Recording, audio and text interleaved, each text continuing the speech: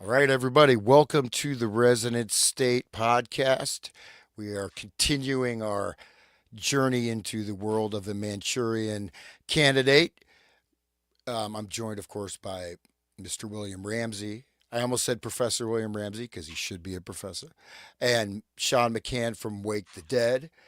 And today is, I think, quite an interesting and really important direct source examination of the use of hypnotism and how early this developed and how advanced it was, and the various permutations, experimenting on criminals, college students, military people. And we'll look even use of various drugs, combining hypnotism with drug inputs. All this was going on in the 1930s. And just before we get started, I just want to say one note is that this hypnotism has become so normalized in our culture that what people take for most types of spiritual practices, mindfulness, meditation, all this stuff, all these experiences are going into a hypnotic trance. This is very distinct from a type of clear consciousness or awareness where you're able to access a different brain states, right? So the hypnotic trance, you are no longer in control. If you self hypnotize, you can put yourself into a trance. You can put yourself into another reality. You can either generate, can be used positively, or you can generate a self generating psychotic state, which can be collectively shared by the masses. So hypnotism has become um, just as something I just thought about today is that a lot of these things, even things that okay, let's do not to bash Wim Hof, whatever, but you're doing that in a certain, it's a type of hypnotism, and you're putting a lot of strain on the body, right? You're doing a lot of things like ECT, eye movements. That's also, these are hypnotic induction states. Therapy does, you know what I mean? And so people are so go to a safe place, go to your safe space. It's become so normalized that we are literally in a hypnotic world, and the way out seems to be to deeper hypnotism. So just to understand that.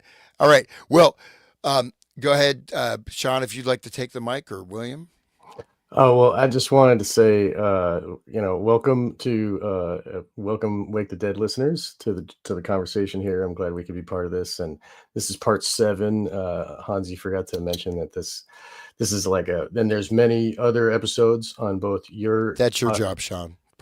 I'm keeping track, man. I'm You're the keeping track. dude. You're like the secretary. Oh, but this is my safe space. So you were saying, like, go to your safe space. This here, speaking with you guys, my friends, this is my safe space, and I'm glad that my listeners can enjoy this with us. And I just wanted to take this moment to say, William, happy birthday. You made it around the sun one more time, and Yeah, 57 times, guys. It's that's great. unbelievable. Oh, happy birthday, dude. I didn't know Thank you. that. Thank you. Happy Yeah. birthday.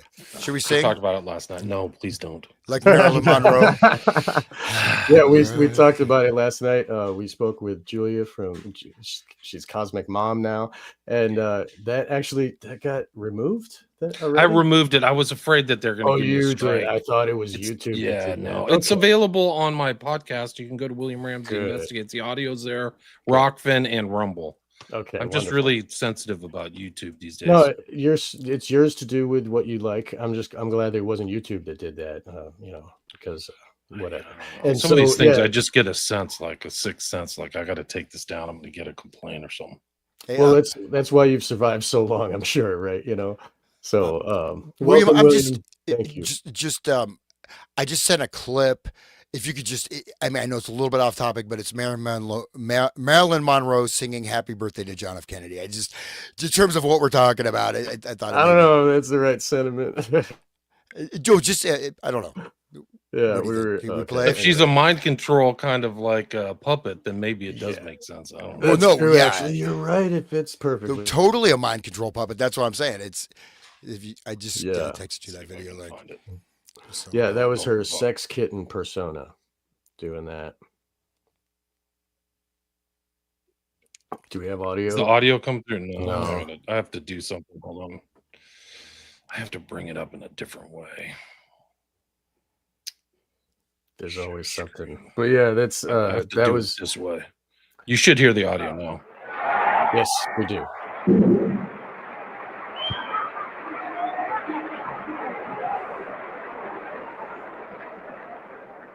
Perhaps there has been no one female who meant so much, who has done more.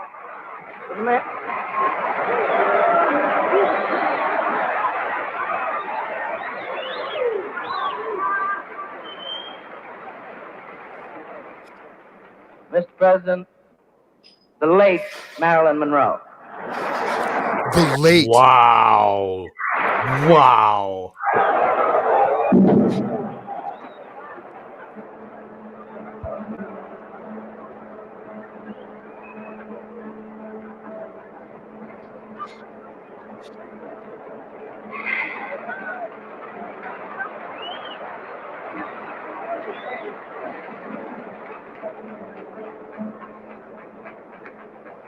Happy birthday to you. Happy birthday to you. Happy birthday, Mr. President. Happy birthday to you.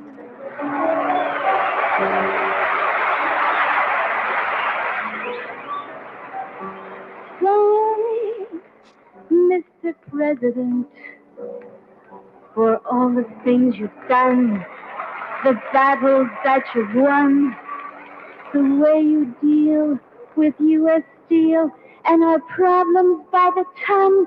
We thank you so much. Everybody, happy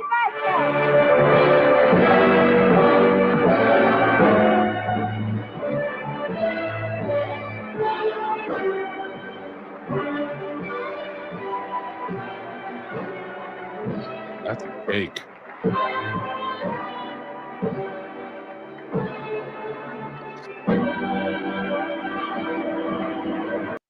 So funny.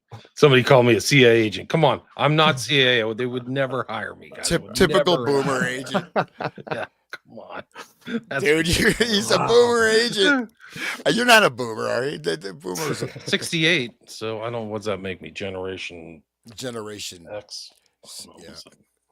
Well, the self-hypnotizing that Hans was talking about is through the TV, and that was on TV, and she was singing to all of us at that point, right? I mean, she sure was. It is interesting, your intro statement, Hans, because we take so much for granted, but like there's literal terminology from hypnotic induction in our language. You're triggered. Listen to all these kids. Oh, this really triggered me. Like, why are you getting triggered? Why are you having like something in your wiring where you get triggered, right? Like, I mean, my kids use that term all the time. I'm like, why are you doing that? But yeah, this document really is something else. I think it's an important document, and it Yeah, sets. Oh, sorry. See if I can The turn it it's, back up. the hypnotism is something that known by this term. We have mesmerism. We have mesmer. We also have the fact that people, whether they're the occult magician, whether it's Gregor Rasputin, whether it's, probably, we looked at Gildore. These Hitler, people for sure. probably they are able to hypnotize people, quote unquote, right? You put into a trance, it becomes suggestible. So, but there's also multiple layers, right? But I mean, it's literally, I mean, what I'm trying to say is that it's almost like you can't get out of the trance. Everything is a hypnotic trance. yeah. You know what I mean? And this is very, very dangerous, especially when, sit in mindfulness. I'm very mindful. No, you're self-hypnotizing, dude. Actual meditation, just to throw this out there. Two things, basically. Number one, being able to absolutely, completely concentrate on one point for however, certain period of time. Total concentration, absolute concentration. Other, complete, full, absolutely relaxed, complete awareness, attention, complete openness. Most of these states people, that's not mindfulness as most people experience it. These things are continually inducing these trances. The therapy, the programming, the the media, the the whole state of this planet is a hypnotic trance, I think, at this point. Yes. And the levels, like there's the trauma-based hypnotism, and then there's like the alpha state brainwave hypnotism from the TV, And you're talking about how Hitler was such a good orator and he would put people they developed TV at the same time, and it had like a green screen, and like all the there would be viewing stations where all the locals could come to this house together and view the TV together in like a group setting, which is even more hypnosis inducing, because then you're becoming part of the mass watching this like hypnotic square of a green square just programming. Anyway, yeah, Yeah, I just did a want to add show on that. Hanussen. Hanussen was a guy who's kind of like an occultist and a stage, hypnotist, and then he predicted somehow the Reichstag fire, crucial event in Nazi Germany. Then he was dead in a week. Like somebody took him and shot him and dumped him in the forest. And it's kind of this weird overlap between him and Hitler. And he might have, like, Hitler probably adopted, I think, in part, some of his techniques. And so I think that there's a component of Hitler, even all those speeches and the backdrops and everything like that, and all the effects had an hypnotic effect, the darkening and the audio. Like, he was definitely kind of had that kind of ability to stage stuff all the way up until the present, really, and all the TV stuff, and That's why even they chose Reagan an and those guys. artist, right? They chose an artist for that role that Hitler took. I mean, he was an artist, right? And he was into creating imagery, and like, he created the swastika like that, and the blood flag, and all that stuff was, it's art to control their minds in that way. But just to Pergamum, yeah, all that stuff. Yeah. but it's important to note that so the real research you mentioned, like watching in a collective thing, the group, the trust, the psychology factor, this all was studied in the 1930s. Gordon Allport, The Psychology of Radio, how it was FDR's fireside chats, and this was one of the major, portholes of research and then how the um, the family structure and the social structure is reconstructed in the home environment. You could say the priest, the church, the father, everything becomes this gigantic radio box, right? Remember how big those radios were? They were huge, and then how FDR was able to lead people in, and he said, a hypnotic trance, right? But also this sense of collectivity, a collective identification through media. It's so well said. I'm glad you brought that up. All you Yeah. have to see is this No Kings marches that just happened this weekend. A lot of those people don't even know why they're there. They That's just the boomer CIA. caught in, and went on this march because supposedly Trump is a king or whatever. They've been told all this stuff. I saw people interviewing them. They're like, "Well, I just think it's important to protest." It's like, whoa, Yeah, they don't have any conscious awareness. that's the same. It's always been like that, right? And if they're out in the streets yelling, then they're not going to actually do anything, and it's just burning off steam like a valve pressure release, and It's like Occupy Wall Street. Nothing Noam ever exactly happened. that. Yeah. Yes. Yeah. Noam Chomsky, big figure Ugh. for developing this, to be honest. Like Noam Chomsky, extremely important, right? On the left, like the real theorist, the intellectual theorist of the left, even though he's working in computer, sort of like a computer type of modeling of language, as in his MIT work. But he always said, first of all, he's like, JFK, who cares? It doesn't matter who killed He JFK. said 9/11. 9/11, Who cares? Building Who 7. cares? What? You're an So- idiot. Yeah. So what you need to do, he says an example of, we need a Nuremberg trial. Well, the Nuremberg trial was about as corrupt as it gets. Let's not forget that, how evil that trial was. But also go out and protest. That's how you're going to make change. You're going to protest in the street. That's going to make change. Is it? I mean, Not really. no, not. It makes you a victim. They can go out there with snipers and just pick you off. Like, I mean, that's what they do in other countries, That's what they did in Ukraine, the 2014 Maidan so-called revolution or whatever it was. Right. And when they gather groups together, they can just kill them. I mean, uh, they can send in one lone nut, right? One of these programmed multiples that's programmed to kill. They can send in one of those guys and, make a big splash on the news and have it be and make everybody afraid of their neighbors and afraid to gather together. And, it sends the culture shockwave and that traumatizes all of us and it makes us all go along with it's a system of traumatizing us and then keeping us like in the cage, so this Grok, the clown or whatever, like he is he's in a mental cage due to the trauma shocks, and if we look at government, like all governments, like that's how they do it, and it's all mind control, and FDR was leading us into one way, and then the flag pledging is another type of it's just forming our brains to be slaves the whole time. And look at the recent history. Like you had 9/11, people are shocked and in fear. Then you yes, had the financial meltdown. Everybody's worried about their house or their mortgage. And then you had COVID. right, And now Charlie What's Kirk next? got his head blown off right in front of everybody. And Right. they have this guy, Tyler Robinson, who, who knows what his persona is. Like, where is this guy? Like, what's the story? So I think that these are shocks. Like Charlie Robinson was intended to be seen Charlie by all. Robinson. Yeah. Oh, Eh, sorry, you, Charlie Kirk. Excuse you know me. what? Yeah. And I saw at the Tyler funeral. Robinson, the guy's name. Right. Sorry, at the Sorry about funeral, his wife is doing this thing, and they call it the horns of love. Oh, no way. Literally at the funeral, yeah, like this thing and that Oh, symbol. right. It's people were wondering why she. Oh, this is the horn, and I was like, really, ancient Horns Christian even. symbol, horns of Horns. love, even though it's associated with Baphomet, and it's, Sure. it's like, That's silly. I mean, if they could just say like the sign language, horns maybe, of or love. make it like, but horns, they even say horns.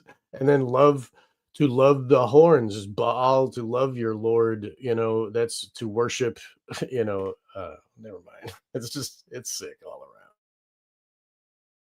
Okay, so getting on with this here, what is this, William, again? This is from 1930. Okay, this is a 2017 FOIA document between G.H. Estabrooks and the FBI, right? And not just one member, there is many people have signed that they have seen these documents.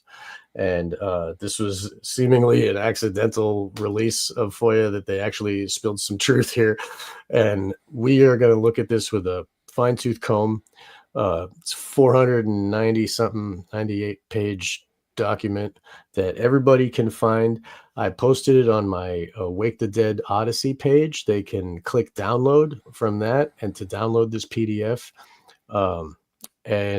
So they can all follow and read along for themselves and to see where we're coming from. But we have it on the screen for those of you who are watching. William, please take the route. I think it's one of the more important documents because it establishes the interest in this, and Estabrooks is really kind of like the American version of Mesmer. So he's like really one of the early researchers pre-World War II, and he's really trying to reach out. He's at Colgate University, upstate New York. It's in Hamilton. This document's from 2017 through Black Vault. The guy's name is John Greenwald. You can also download the document there. There's actually two documents. There's a 495 pager and then another 40 pager. But I think the way it's laid out is that Estabrooks is reaching out to Hoover and Clyde Tolson, his gay lover, and all these other people at the FBI. He's trying to explain stuff to them, like, hey, you can use this in criminology. But then it starts to kind of unravel. Like you can see it. It's almost like people's understanding of hypnotism and the techniques that are used is being played out in this document, because most people don't know some of the stuff they're able to do with splitting brains and alters and the deep induction type stuff. So this is proof that the scientists are teaching the government how they can implement this in their control of the population. Right? Exactly. You realize Hoover's starting to figure it out, or these guys are actually starting to ask questions. Well, where else can we use this? Interrogation, criminology, or what if we create and then it's like they're like, oh, now we can actually kind of do this. And it really plays out because Hoover is one of those. I mean, we call it the deep state now, which I think is a overly simplistic term, but he's literally in the government from like 1920 to his death in 1970, having tons of information on people, always pulling the levers on stuff, and behind a lot of these assassinations. In the 60s, Hoover's right there.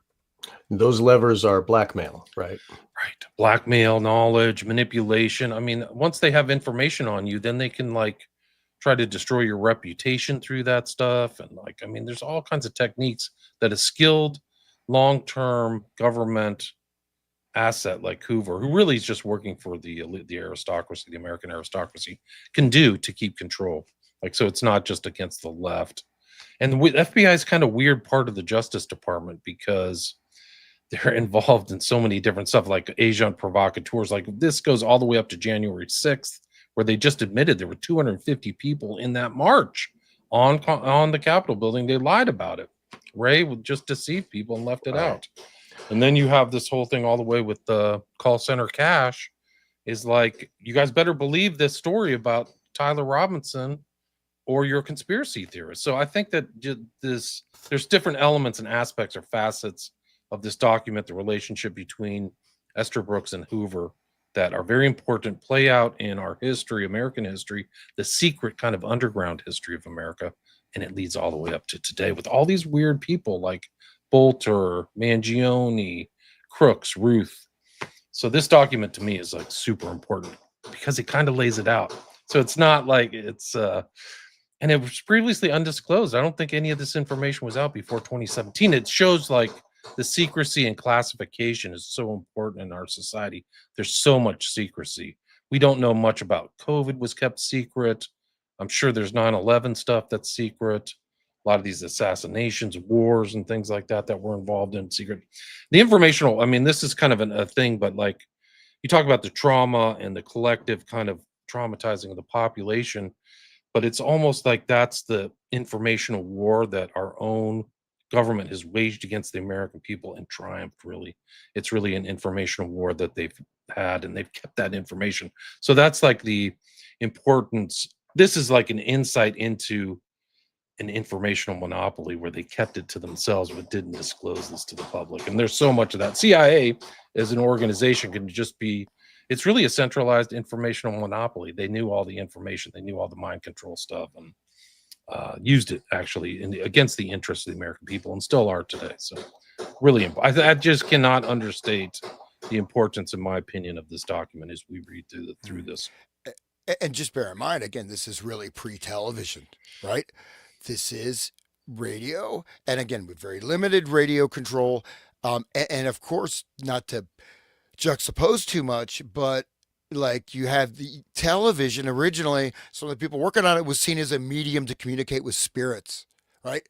Used in spiritualism, used as a way to communicate to the other side, the other world, right? Also like seeing at a distance, etc. But the hypnotic capabilities, they don't even have those at this time, right? But imagine this research that's very much.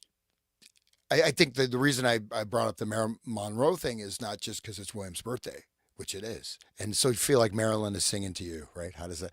But really weird, right? The late Marilyn Monroe. That was important. Yeah. But this is it. But she is a hypnotic subject, right? Just like Kurt Lowen or whatever these guys talk about.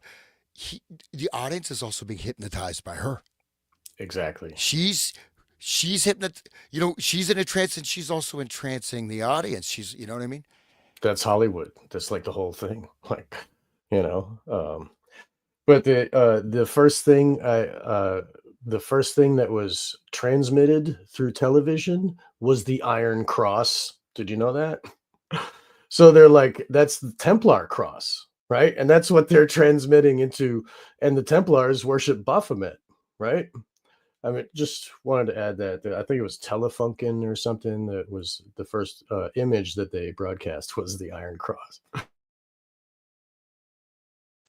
Yeah, it's. I I'm mean, just trying to show people what Estabrooks looked like. So oh, it's okay. kind of like one of these, you know, one of many really. He's in there with Cameron, Gottlieb, Delgado, Jolly, and West, Lily, and there's that's not George Estabrooks there. Look, there's That's Larry. actually Look at Cameron. They actually used a picture of Cameron again for Estabrooks. But let me look at see. Larry's mustache. Yeah. But that's how they are culting it. They're not even showing us his face. They got. This is how we started the whole thing. There's Billy. Oh, there's Oh, Bill yeah. in his Yeah. trance. Yep, there he is. Let's see it. So this is what There he Estabrooks is. really looks Right. like. Yeah, Ugh.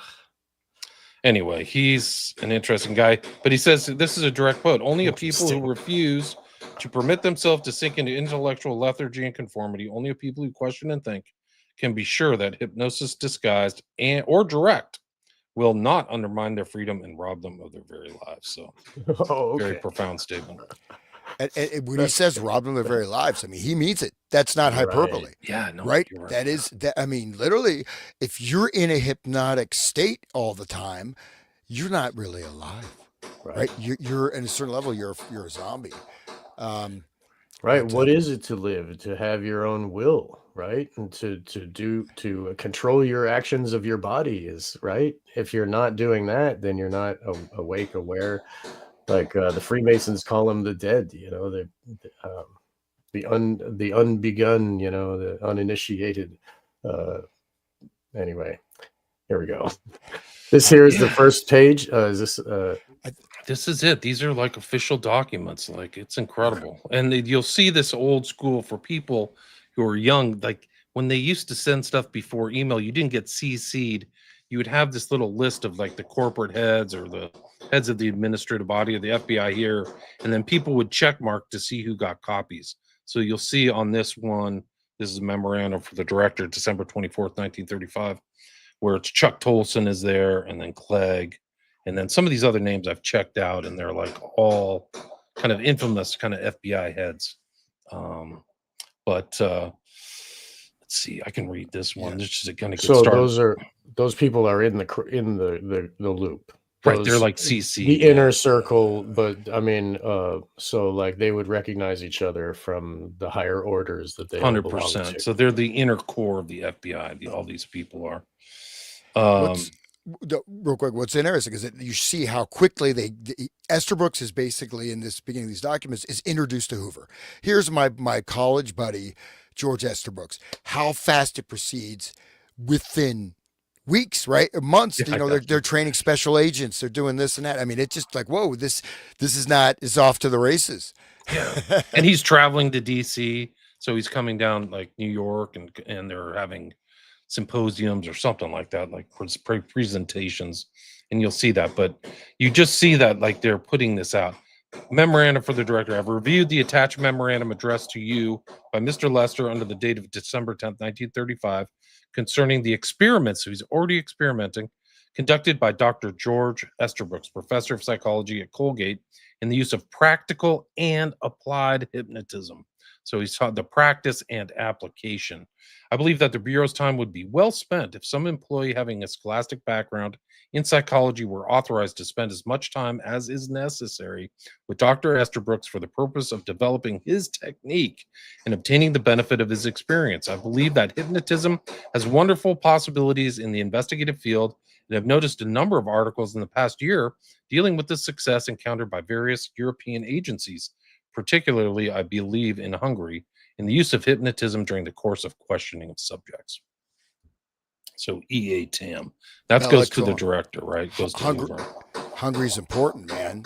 That's so And that was the kind of thing Electron. Minzensky, if you look at the thumbnail that I used for this this episode, it was like this, there was some kind of priest they were putting the zap on, and his name was, he had a Hungarian name, Minzetsy or something like that. Any guys want to read this next one? I can't really see too good with the resolution on the screen, but I would if I could here. Let's see. Bring you can you You're bring up muted, the Hans. You're muted, Hans. yeah, you're muted. I know. Can you bring up the doc PDF yourself, Sean? I can. Yeah, I'll You find it. want to? Mhm. Hans, you're muted. We cannot hear you, bro. And I'm trying not to There you go. interrupt. I got my cat of nine tails. I'm not going to be like Sean. I'm not going to I'm doing better. I'm trying my best. I'm trying. electroshock, self-tasering. Oh. Anyways, so here we go. Memorandum for the director, December 10th, 1935. What was the date on that first one? The first one, the intro one is, wait. So we're at, so December 24th. So this is actually earlier. So they're not necessarily in chronological order. Okay. So this is December 10th, memorandum for the director. Practical Hypnotism as Applied by Dr. George Estabrooks of Colgate University faculty. While in Colgate University to fill speaking engagements on December 9th, 1935, Dr. George Estabrooks, professor of psychology at Colgate, outlined to me a plan of practical and applied hypnotism and asked my opinion concerning it. I think that may be important, practical and applied. Dr. Estabrooks has made considerable research into this subject and has been encouraged therein by Dr. George Cooten, president of Colgate University, a psychologist of some note, himself who published some outstanding works about 20 years ago on this subject. Dr. Cooten informed me that he had witnessed many of Dr. Estabrooks' experiments and that they were marvelous in their results. Dr. Estabrooks has developed a method of putting individuals to sleep without their knowledge that they are being hypnotized. He does not use the eyes in this method, but a gentle massage of certain portions of the neck. As he explained the theory, the hypnotized person does not realize that he has been hypnotized. He has made hundreds of experiments in the last 2 years, particularly with CCC camp members, and says that the system is absolutely infallible. He says that persons, while asleep from this method, will answer any questions propounded to them absolutely truthfully.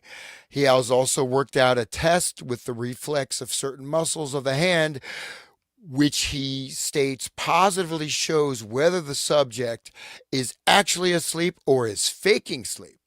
Dr. Estabrooks has had correspondence with certain members of military intelligence units of the Army and Navy, and they have assured him that they are very enthusiastic concerning his work along these lines. He has been invited to come to Washington and give practical demonstrations before representatives of the military intelligence units of both the Army and Navy, these units to furnish him subjects for demonstrations. I informed him, operators and things. So, okay, anyways, I informed him that you were tremendously interested in matters of this kind and that they might have some possibilities in criminological work. I assured him that upon the occasion of his visit in Washington, you would very much like to have him meet our technical laboratory experts and have a confidential discussion with them. Dr. Estabrooks assured me that his theory was absolutely, scare quotes, foolproof and could be practiced by anyone without the slightest danger to the subject. I knew Dr. Estabrooks very well as a student at Oxford University and believe that his system contains great possibilities in criminological work. Notice he doesn't say for in in criminological work. I'll just finish this. Okay. He informed me that he had been keeping it entirely secret and that it had been made known only to the intelligence units of the Army and Navy.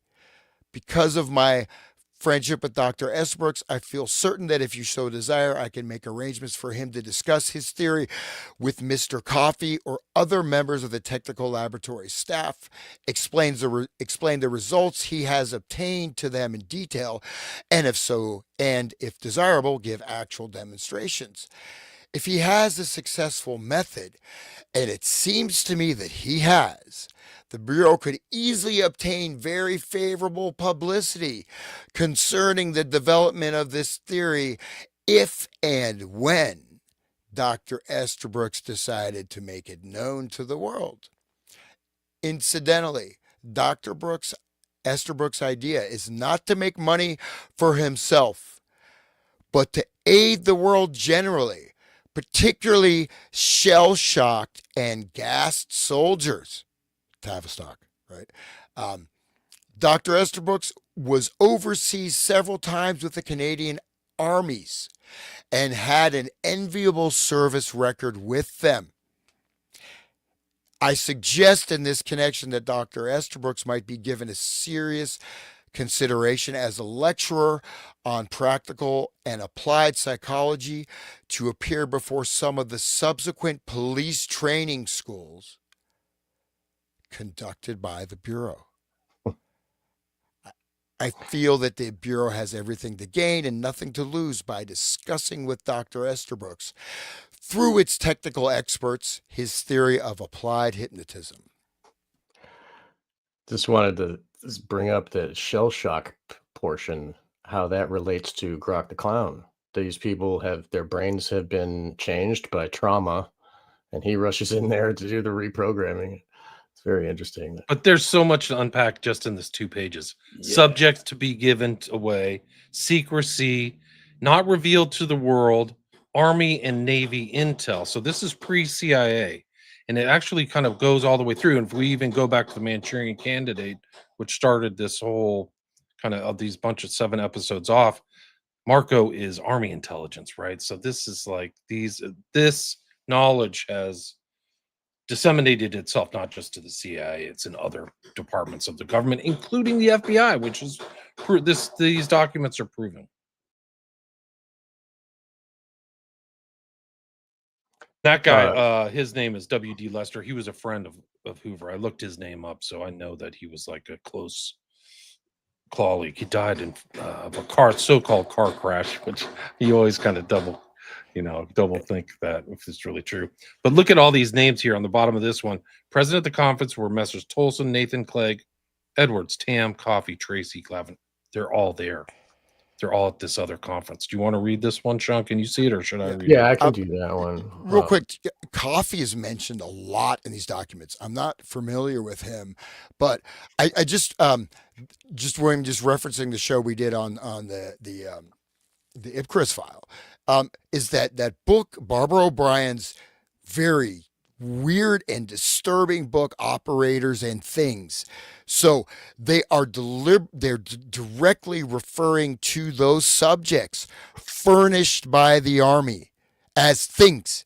Literally, they are things, right? They are furnished. They're, it's written very clearly that, you know what I mean? And I think there's a few things hidden in here. And so that, again, I just mentioned also the Tavistock Institute, right? Working with the World War I shell shock victims. I think that shell shocked and gassed people, there's a little bit of doublespeak coded language in this memo. I would propose. That makes sense. Yeah. Like shell shock could cover all the people who have had trauma-based mind control, whatever, not just those people in war. And then those reading it could apply it in their minds. Oh yeah, that would fit, So we're at the next page here, January 10th, 1936, memorandum for the director. The executives conference took up for consideration a matter outlined in Mr. Lester's memorandum of December 10th and Mr. Thames' memorandum of December 24th, 1935, relative to a method developed by Dr. George Estabrooks, professor of psychology at Colgate University, of putting individuals to sleep without their knowledge that they are being hypnotized.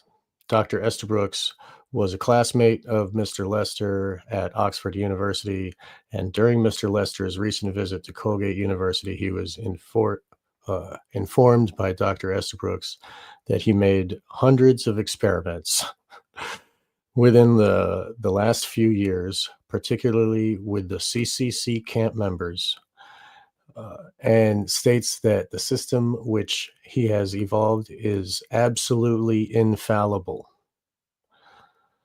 And we talked last time that the CCC members are also captive because they're poor people during the Depression who needed money from the government, so they'll just sign up for anything, just like the people who sign up for war or are drafted or whatever. They give away their body to the government so that these experiments can happen legally, I guess, or illegally. I don't know. Getting back to it. In hypnotizing the individuals, he does not use the eyes, but massages certain portions of the neck. Okay, sorry guys. He does not use the eyes, but massages certain portions of the neck. Mr. Tam, in his memorandum, states that he believes the Bureau's time would be well spent if SOAR employee having a scholastic background, if some employee having a scholastic background in psychology were authorized to devote the requisite amount of time with Dr. Estabrooks for the purpose of developing his technique and obtaining the benefit of his experience, as he believes that it has possibilities in the investigative field. Mr. Lester suggests that it might be desirable to have someone in the laboratory have this theory explained and witness some actual demonstrations, and believes that the Bureau could easily obtain very favorable publicity concerning the development of the theory. So he massages people's neck. I mean, he's actually touching the people to induce a trance. That's interesting. Is that legal? I mean, what do you think, William? Do you have anything to say about that? I don't know. It seems odd, but it is interesting that they're going back and forth. This is Clyde Tolson, so this is Hoover's alleged lover or whatever. It's like, Oh, yeah. But I would So think it goes that, straight to the top. Yeah. but touching the neck, that sounds like, so that's like one of the, the pickup artist triggers, oh right? That's no. NLP. You got NLP, you got Milton Erickson, really the founder of NLP. So the touching portions of the neck is, you've already installed a trigger, Wow. right? Unless it's some kind of, kung fu samurai nerve. No, he's installed triggers. Right. And that trigger, you go and trigger it. That's how he's inducing the hypnosis. So it's it could be a language, hello, we're here today, and I will touching your neck, and you will be everything's under control. You change that thing. So I just said, I'll touch your neck. You'll be under my control. Right. That was a Right. very good hypnotic Right. command. How about listen to me, just like from Icarus File, right? Right. Listen to me. Listen to me. Listen to me. Everybody should listen to that episode you guys did. That's such a great episode. I just listened yesterday. Oh. It's a great movie too. I really enjoyed watching that movie. Yeah. Good. There were 5 made. Somebody actually told me to look up the next one, or the second one, which is The Mind Machine. You ever hear that one? No. Yeah, he said The Mind Machine's really good because it's kind of Mind Machine. It's prescient about kind of like Palantir, like somebody has this huge computer that's spitting out information. Whoa. Yeah. So that's the future, man. It's the Harry Palmer series. There's 5 in the Harry Palmer Wow. series. Really? Yeah, let me see if I can find oh, it. It's well, like one of these things, like when I do these shows, like some of the comments and the emails I get are super important. Like Yeah, we people have know more than I do. Yeah. Is that 2013? No. No, it's in the 60s. Because they keep doing. There's a new. There's like a Netflix remake of it too. I heard or something. I think you're Or right. Amazon something. $1 billion brain. That was it. $1 billion brain. Ken Russell. Oh, that's gonna be good. Yeah, that's wow. Yeah. Okay, I didn't know He that. said that. He said that was. It was also produced by Harry Saltzman. So let me see if I can bring that up. This is what he recommended. Stop. There it is right here. Does that look familiar at all? With the lightning bolt too. That's really a tell. Oh. Pretty wild, huh? Whoa! I just saw that Mind Machine of the title refers to this advanced computer which controls Midwinter's global spy network and issues daily directives to his operators. The computer's voice is identical to the one that summoned Palmer, creating a sense of disorientation and paranoia. Wow. Definitely want to watch And that. Russell's kind of infamous too, right? I didn't know like they put him on to direct this. That's something else. I think that's the guy who directed Devils of Ludom, right? Yeah, which is Devils. just an insane movie, man. Great Devils of movie, well Ludom. done. It's really awesome. Yeah. All of his movies are like that, though. I mean, how about what is it? The white Lair of the White Worm. That's a good one. Ken Russell. This is the only film which Ken Russell worked as a mainstream director for hire. Wow. Well, that goes to show something. But definitely, because they're very careful on who gets to make movies. You know. Yeah. No, I think he didn't let him make public movies. Yeah. So this is probably our next show right here, guys. That'd be great. $1 Billion Brain. Wow. Ed That's Begley, wonderful. Carl Malden. Streets of San Francisco. I'm gonna have to find that. Streets San Francisco too. Oh, Yeah, man. no, Carl Malden was in Streets of San Francisco. Oh, okay. So I'll continue. Anyway, sorry. Okay. Keep going. The conference was opened or no opposed. This is tough. It's like a mimeograph or whatever. The conference was opened to opposed. Sorry, man. I'm sorry, everybody. The conference was opposed to devoting any considerable time to a study of this method, as it felt that the Bureau should be very circumspect in any action regarding the application of this technique. It believes that it would be very undesirable to have any publicity in connection with this procedure. Keep it occulted, guys. Yeah. But feels that it might be casually followed up by some representative of the Bureau, and recommends that since Mr. Nathan will be in New York State within the vicinity of the university in a short time, that he be authorized to tactfully contact Dr. Estabrooks with a view to obtaining information regarding the subject. Those present at the conference were Messrs. I think it's short for Tolson. I don't know who Misters or something like that. Tolson, Nathan, Clegg, Edwards, Tam, Coffee, Tracy, Glavin, and Quinn. Tolson is that. When I showed that picture, let me see. I thought that was another name, Messrs. Okay. No, it's like a honorific, like a title, French or something. Yeah. Okay. They don't use it anymore, but they used to.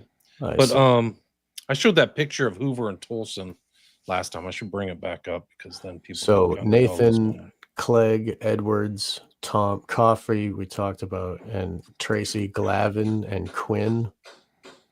Do you people recognize those names? Not so much. We have to. I know Tolson and Hoover, right? But yeah, I mean, you can see on the upper right, they're also being CC'd check marks, like they're getting all this information. Right. We see that Nathan signed it and Olson signed it. But this one's important. The next one's really important because it's a direct letter to Estabrooks from J. Edgar Hoover. Yeah. So like 1936. One thing I just find odd in this, right, is this contradictory thing of the Bureau could easily obtain very favorable publicity concerning the development of this theory, and then saying it should be, the next paragraph says it should be keep it under wraps, like deep under wraps. So what is that? I'm wondering if that's like a code word or, because you know what I mean? Even this technique, why would they even want to obtain favorable publicity, right? You know what I mean? It's not something you need to publicly display, right? And they're using it in sort of a secret methodology, right? Without their knowledge, hypnotizing subjects without their knowledge. And then they're saying very undesirable to have any publicity in connection with this procedure. So something is there. I'm just saying, and these guys they're not just going to glitch out when they're writing these memos, I would assume. You know what I mean? Like there must be some reason for that.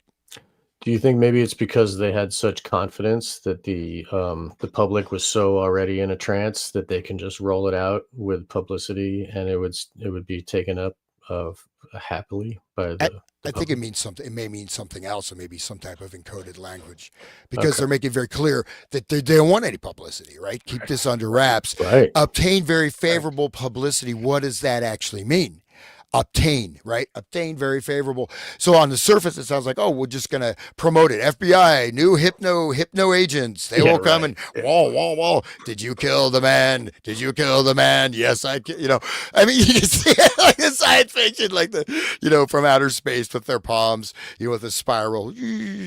But I don't think that's what they mean. But that's the kind of the publicity that would be for the public, right? So I wonder if there's something else there. I'm just throwing it out there. I may be wrong. Right, but like so a lot of those shadow times, language. if you shadow language, that's a perfect way of putting it, because that's what like they did at COVID. Like they'd have these public things, but then they'd also have burner phones and other ways to communicate. Fauci had it, so they're very like cloak and dagger, and I think these guys are too. So they have the official FBI language that they're willing to put in writing, and then like the other stuff is like a mob, like you only talk where nobody can see it. But for people who don't know what Hoover and Tolson look like, this is a picture of them together. They were apparently inseparable. And so Tolson's involved in this, Hoover's involved. I did an interview with Hoover like later in the 60s. Hoover and LBJ lived on the same street and hung out with each other. So it's very important, these connections that are made between Hoover. He also told me, I forgot his name, but I had a guess. Apparently Hoover was a guy who crossed over, meaning that he in his ancestry, he had African American blood, and at a certain point he passed as white. And if you look at him and study him, you can kind of see maybe he does have, like, he looks like he might have African traits. So like there were these things that happened. That was very important back then too. Is like be determined as white, but I think you can just kind of see he looks like he might be like a light-skinned African American guy. Pretty interesting. But he was super light in the loafers, as they say, right? I mean, he wore dresses and stuff. Yeah, like he would host these parties, right? Yeah. Isn't it just like Obama? Yeah, Obama's like He's a black guy country, that passes, and he's also like a queer who's got like, in my opinion, the matching shoes are so cute. They're very well dressed, properly cuffed pants, 1-inch cuff, the whole bit. They think they will like, what do they call it? Cufflinks and stuff like that. Like they're well dressed. Well, queers usually care about what they look like a bunch, don't they? I mean, isn't that? I think so. So like this is public in the man's clothes, and then the private in the female clothes, and that whole gender bending stuff. Like you talked about that forever ago, William, with Genesis Peorage and the whole like occult combining of the sexes. The and positive androgyne. Right. The androgyne, that's what they call them. It's it's positive. It's positive. Yeah, and it goes if back you to frame it Crowley, in too. that way, it gives you the neuro-linguistic programming. I like this. Yeah, cut your boobs off. Yeah. It goes actually Crowley in his like admission of who Iwas was called him a positive androgyne. So that's where Genesis Peorage possibly gets it from. Crazy. Whatever his name was, Megson or whatever his real name was. But I mean, they promoted that guy, and they put that into the whole culture was created in to accept that, and so he was one of the he's one of the earlier proponents. Is that guy that Megson, plastic surgery, gender bending type stuff. Yeah. And if you research any of the people, the survivors of SRA, generational SRA, a lot of them in the occult like situations, when they have their other personalities up, they dress them as the opposite sex. And they teach them that everyone is gay and all children are, whatever Kinsey says, that all children are sexual since birth and shit. They, put that into their heads. But like Kurth Barker was Kathy, and he would be put in a dress when they did the pornography with him and stuff, and the pedophilia crap and all the videos. And but then in his front life, he was Kurth and a boy, and it's interesting that this guy is famous for doing that in his occult parties. He's wearing a dress and, but in front of everybody else, he's, So who knows Right. if this guy This is guy, one and of them. according to him, the mafia didn't exist, right? According to Hoover. Right. And that's supposedly who was blackmailing him, was him or Roy Cohn, which goes all the way back to Manchurian Candidate, right? So Roy Yes. Cohn and all these characters, naval, military intelligence. But yeah, really crazy stuff. Do you want to read the next one, or should? Yeah, and should I- these I guys can read it? always were like Keep going. summering. They would go to clubs all the time or spas. There was some spa in San Diego or whatever that this is maybe where this picture is taken.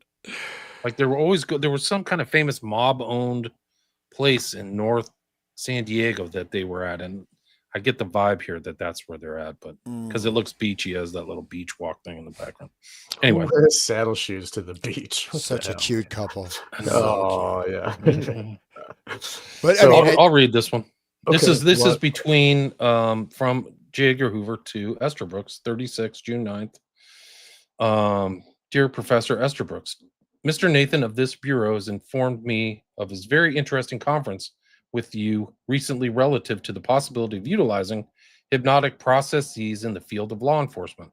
I desire to express to you my sincere appreciation for your courtesy in cooperating with Mr. Nathan.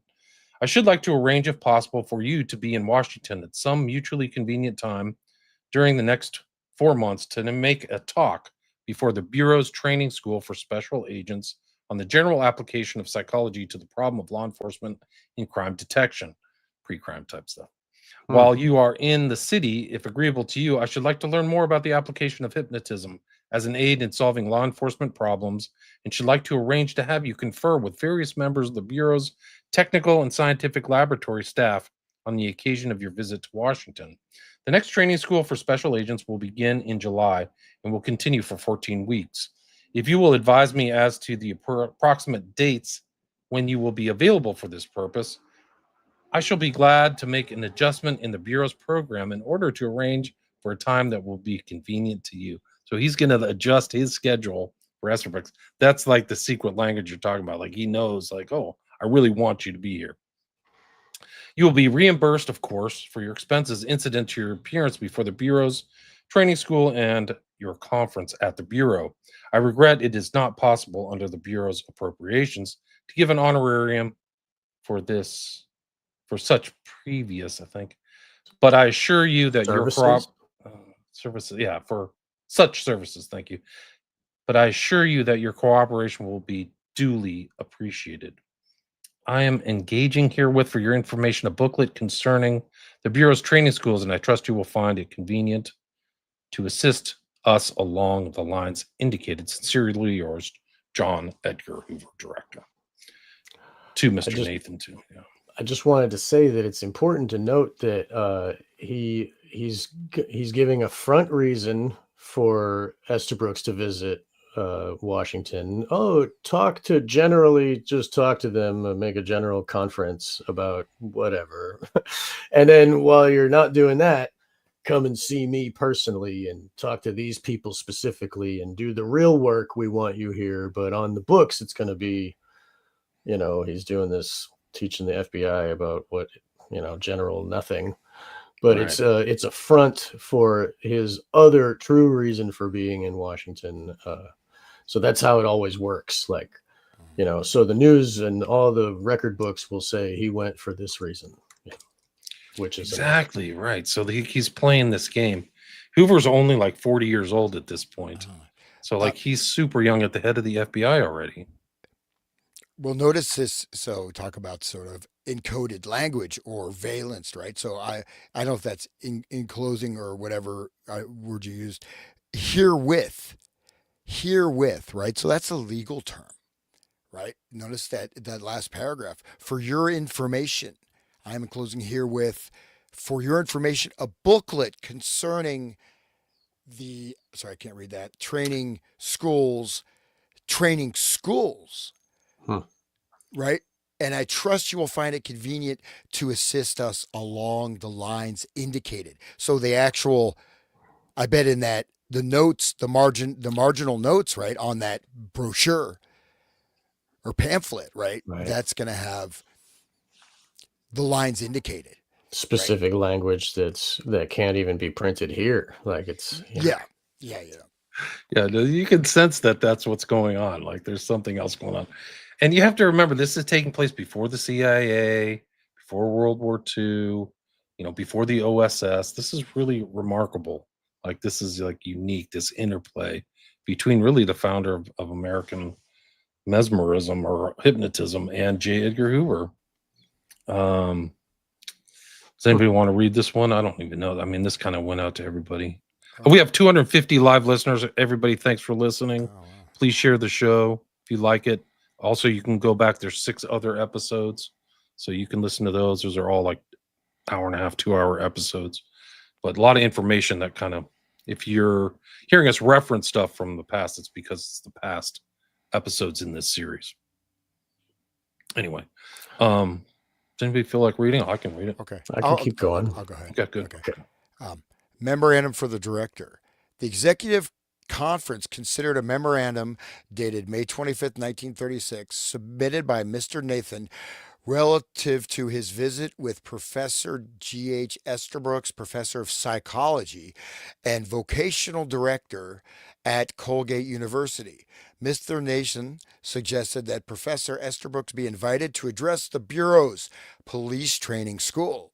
And while he was here, as his expenses will be paid for the above purpose, he can be provided with an opportunity to further discuss and demonstrate the technique of hypnotism and its application to law enforcement problems.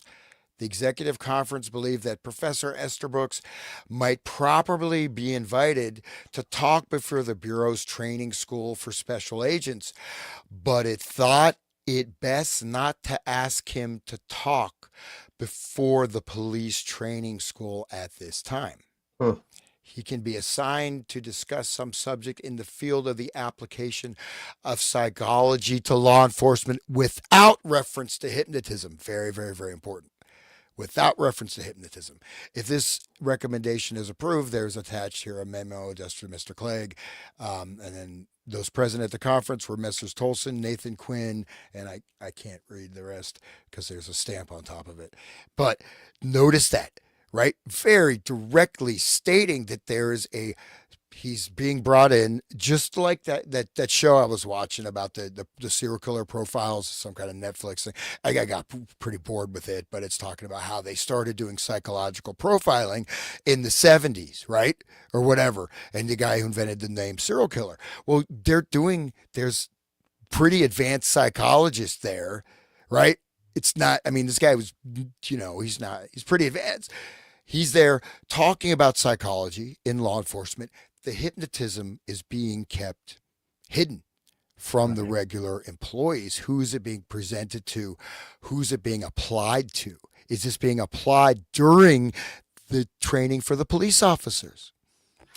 Isn't it interesting how Jeffrey Dahmer nobody cares about the occult stuff, and like all these other, like the serial killers in the book Program to Kill that we referenced in the earlier episodes, how all of them somehow they got through the system, and then they were moved around by these people, in the government that are allowing for this to, and they're not talking about hypnotism, and they're not talking about program multiples.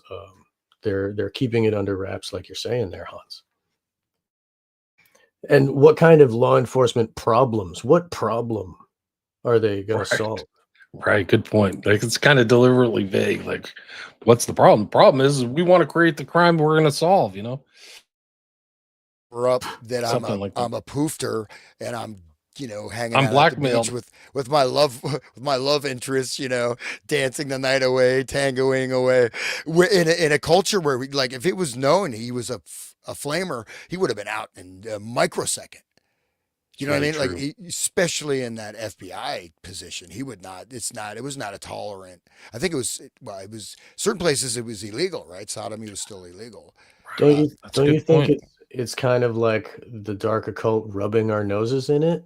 Kind of like how like Obama was, his wife is not a female, and he's like, he does crack and goes down on dudes, and it's like he's the first black president, and they're like, oh wow, it's so honorific.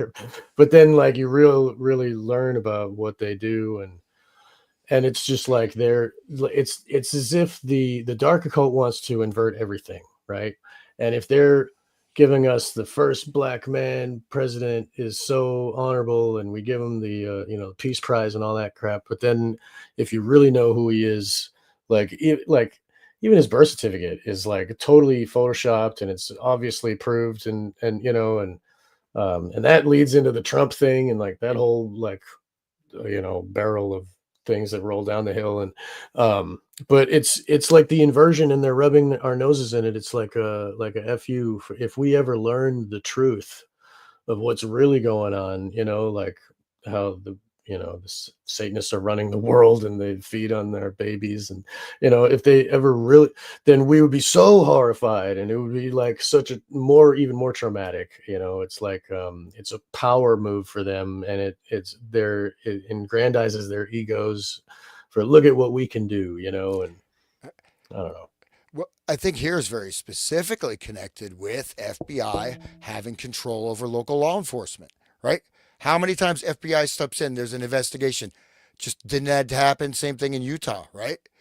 Oh, it's out of your hands, right? Or so I think this is a pyramidal type of control thing, and I just made light of Hoover's sexual orientation, but I mean that's something with his mafia being blackmailed by the mafia, or insipidly being blackmailed, right? I don't know what extent he Right. was blackmailed at this time, but he can let his mob guys slide. You get control over local law enforcement.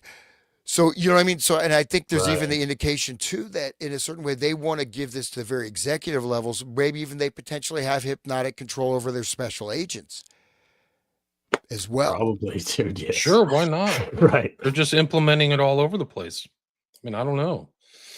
You're right. And This guy, then all those serial killers are just the lone nut, and all those other murders that the cult is responsible for, they can just heap it onto the pile and be like, "Oh, Henry they Lee can get Lucas did it," or whatever. right. They can control the outcome. It's so Right. important. Like they can say, okay, so the patsy gets put in, and then the FBI is part of the whole Cover up. ruling class, Right. corrupt deep state, so to speak. Like, oh yeah, well, we know They can exactly. even They knew they had to have known everything about James Earl Ray, Sirhan, probably Oswald, like in the 60s. and they were able to even take JFK's body and manipulate the wound of his head and stuff. You know what I mean? Like they had such control over that whole situation and how it was rolled out on the public, and the J. Zapruder Edgar film Hoover's and that whole right thing. there in the JFK assassination. He came Right. out with like the lone nut. We have to establish. There's actually a memo of him. I could probably try to find it while we're here, but he's saying we have to maintain that Oswald was the lone shooter. Like he See? literally put that in writing. Wow. So it's just like George W. Bush saying, like, we got to catapult the propaganda, like he's telling the audience, we got to say it over and over again so that we can brainwash you. It's like the little bit of Well, truth right there.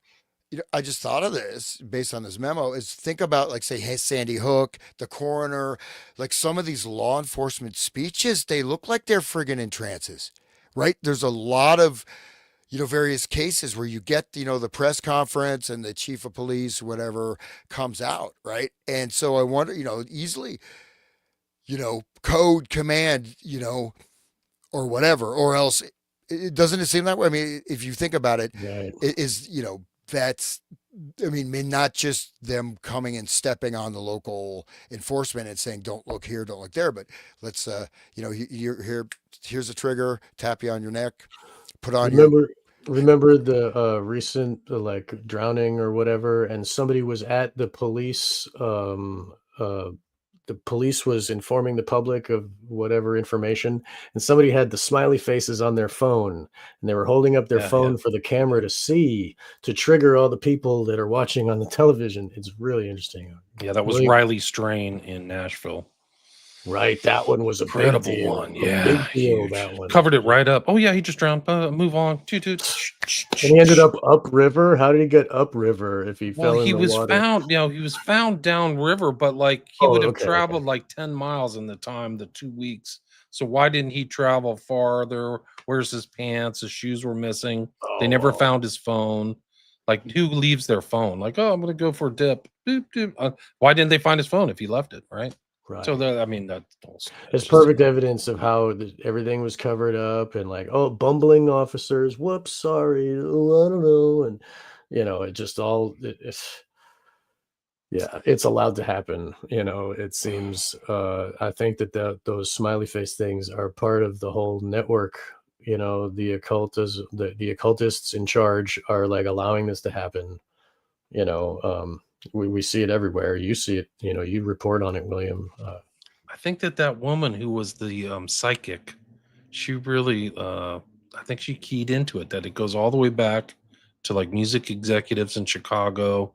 It's an elite kind of practice, and that's it. And so they're like vampires almost, like on Hmm.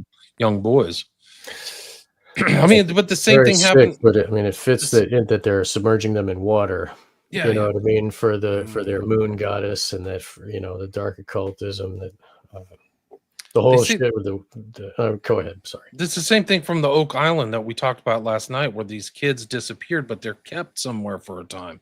They know they're being kept, much like the smiley face killers. They're kept somewhere, or the family murders in Adelaide, or Mm. it's just the phenomenon. It's too weird, and it's too the fact that the FBI doesn't want to address it, I think, is telling. It may be Right. tie into some of these documents. I don't know. Well, yeah, and you And that see the propaganda. I mean, or the filmic interpretation, like we talked about, like McMartin, how they keep rolling that out, either as documentary or fictionalized, or there's all this stuff, right? That keeps right. coming out. But how many the Franklin cover up? Who really forced these cover ups? Is the FBI. Almost across the board, you see this all the time, right? Yes, exactly. And even Yes. having investigators, detectives career ruined. If people don't give up, they get screwed, some of them. Yeah. Yeah, and those were like feral children that were like in dirty clothes and barely spoke English in a van with well-dressed individuals bringing them to Mexico. Like people should look into these higher orders of the Freemasons above above the Shriners. There's other ones like the Jesters and the Quetzalcoatl and stuff, and they do operations. I think anyway. The psychic's name is Sloan Bella. I did a whole chapter on my new book about her and her views on stuff. I think it's really very interesting. Also, what Hans brought up earlier, that Mindhunter, whatever, the TV show on Netflix, that it frames all of the serial killers and the profiling, and it tells us, it's like programming us to believe this thing that they've always been trying to push since the beginning of this known Pre-crime. What's yeah, profiling? It's a form of pre-crime, is it not? I guess In a you're right. certain way, you're profiling. You get a profile. If you have a profile, it makes sense that if I have a profile, if you're doing marketing, right, you got a profile of, a certain consumer will buy Red Bull, and I'm looking for like middle-aged white truck drivers. It's That's funny, a Facebook profile. calls you your profile, like No, no, we have you profile it, and you stuff. want to be able to predict that you'll be able to get them to buy your product. Right, That's customer profile, right. group profiling, but in a sense of profile, if you have this, you fit the profile. You fit the profile of this pre-crime. Right, you're in the basket of deplorables. You're one of them. I am an us. You are them. Get them. Anyway, Next one so is very, I Yeah, think the this other thing you is very mentioned, good. Mindhunter, is interesting because that's John Douglas, who came up last night. I had no idea he worked for the Ramsey family, which is crazy because I studied him in depth in the West Memphis 3, and he is mega sketchy. So Like, the hero, the wow. guy that's the the young. so-called hero. Yeah, he's portrayed Oh as a my hero, God, much like he's Ken Lanning.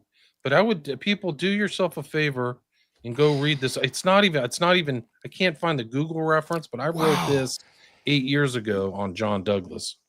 And it's the title is the John Douglas and the Release of the West Memphis 3. And it's in his book Law and Disorder, but like he overlooked so many things. Like it's a no satanic crime.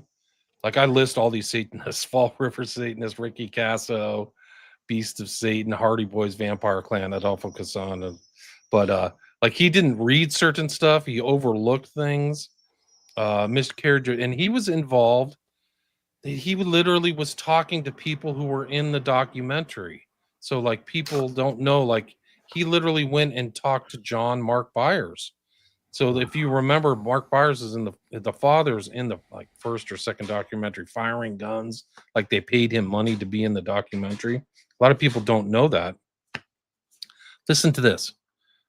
With his completed analysis profile of the case pointing culpability away from the West Memphis Three, Douglas traveled to the city of West Memphis in 2007 to interview family members. Douglas met with Pamela Hobbs, mother of victim Stephen Branch, and imparted to her his theory of the case. Quote, this is from Douglas. This isn't me. By the time I left, Pam no longer believed the West Memphis Three were guilty of the murder of her son. Wow. So he literally Mission showed up accomplished, and turned right? her. What's that? Mission accomplished, right? He was like, yep, It did my sounds like job. strong arming. You know what I mean? Like no longer believed. Like either what, Coercion. This is hypnotic- from the book. This is a direct quote from his book, like the Mindhunter book. It's called Law and Disorder. I mean, I took this thing apart. Like, I mean, it's so dark. You cannot even fathom the average. It's like True Detective levels of like wickedness and evil, because he turned the parents away from like the view of, I mean, what happened. That's just so crazy. He also spoke with John Mark Byers, stepfather of the victim, Stephen Byers. By the time he was done speaking with Byers, Douglas convinced him as well that the West Memphis Three did not commit the crime. Wow. He openly tells his reader his involvement of the case to change their opinion. By his own admission, Douglas's reputation and his involvement in the case persuaded two of the parents to change their belief of guilt to innocence. Like, it's so dark. So do you think he used some of these hypnotism techniques that were learned by Estabrooks and transmitted to the law enforcement way back in 35? I actually feel nauseous knowing that he was involved in the John Benet Ramsey case. Like, yeah, it makes me feel so freaking sick. Like, because I know that guy. He actually bungled his analysis. Like, he's supposedly the mine hunter, but like he bungled, whether intentionally or not. Like, you have to ask these questions. He bungled the Green River killing too. Like, I think he said something like he had a profile that wasn't correct. So like, bungled in quotes. Well, right? and- Seems intentional to me. This is so actually dark. for me. It's kind of not mind blowing, but I mean, I watched that show. I didn't know anything about the guy except for what I saw in the show.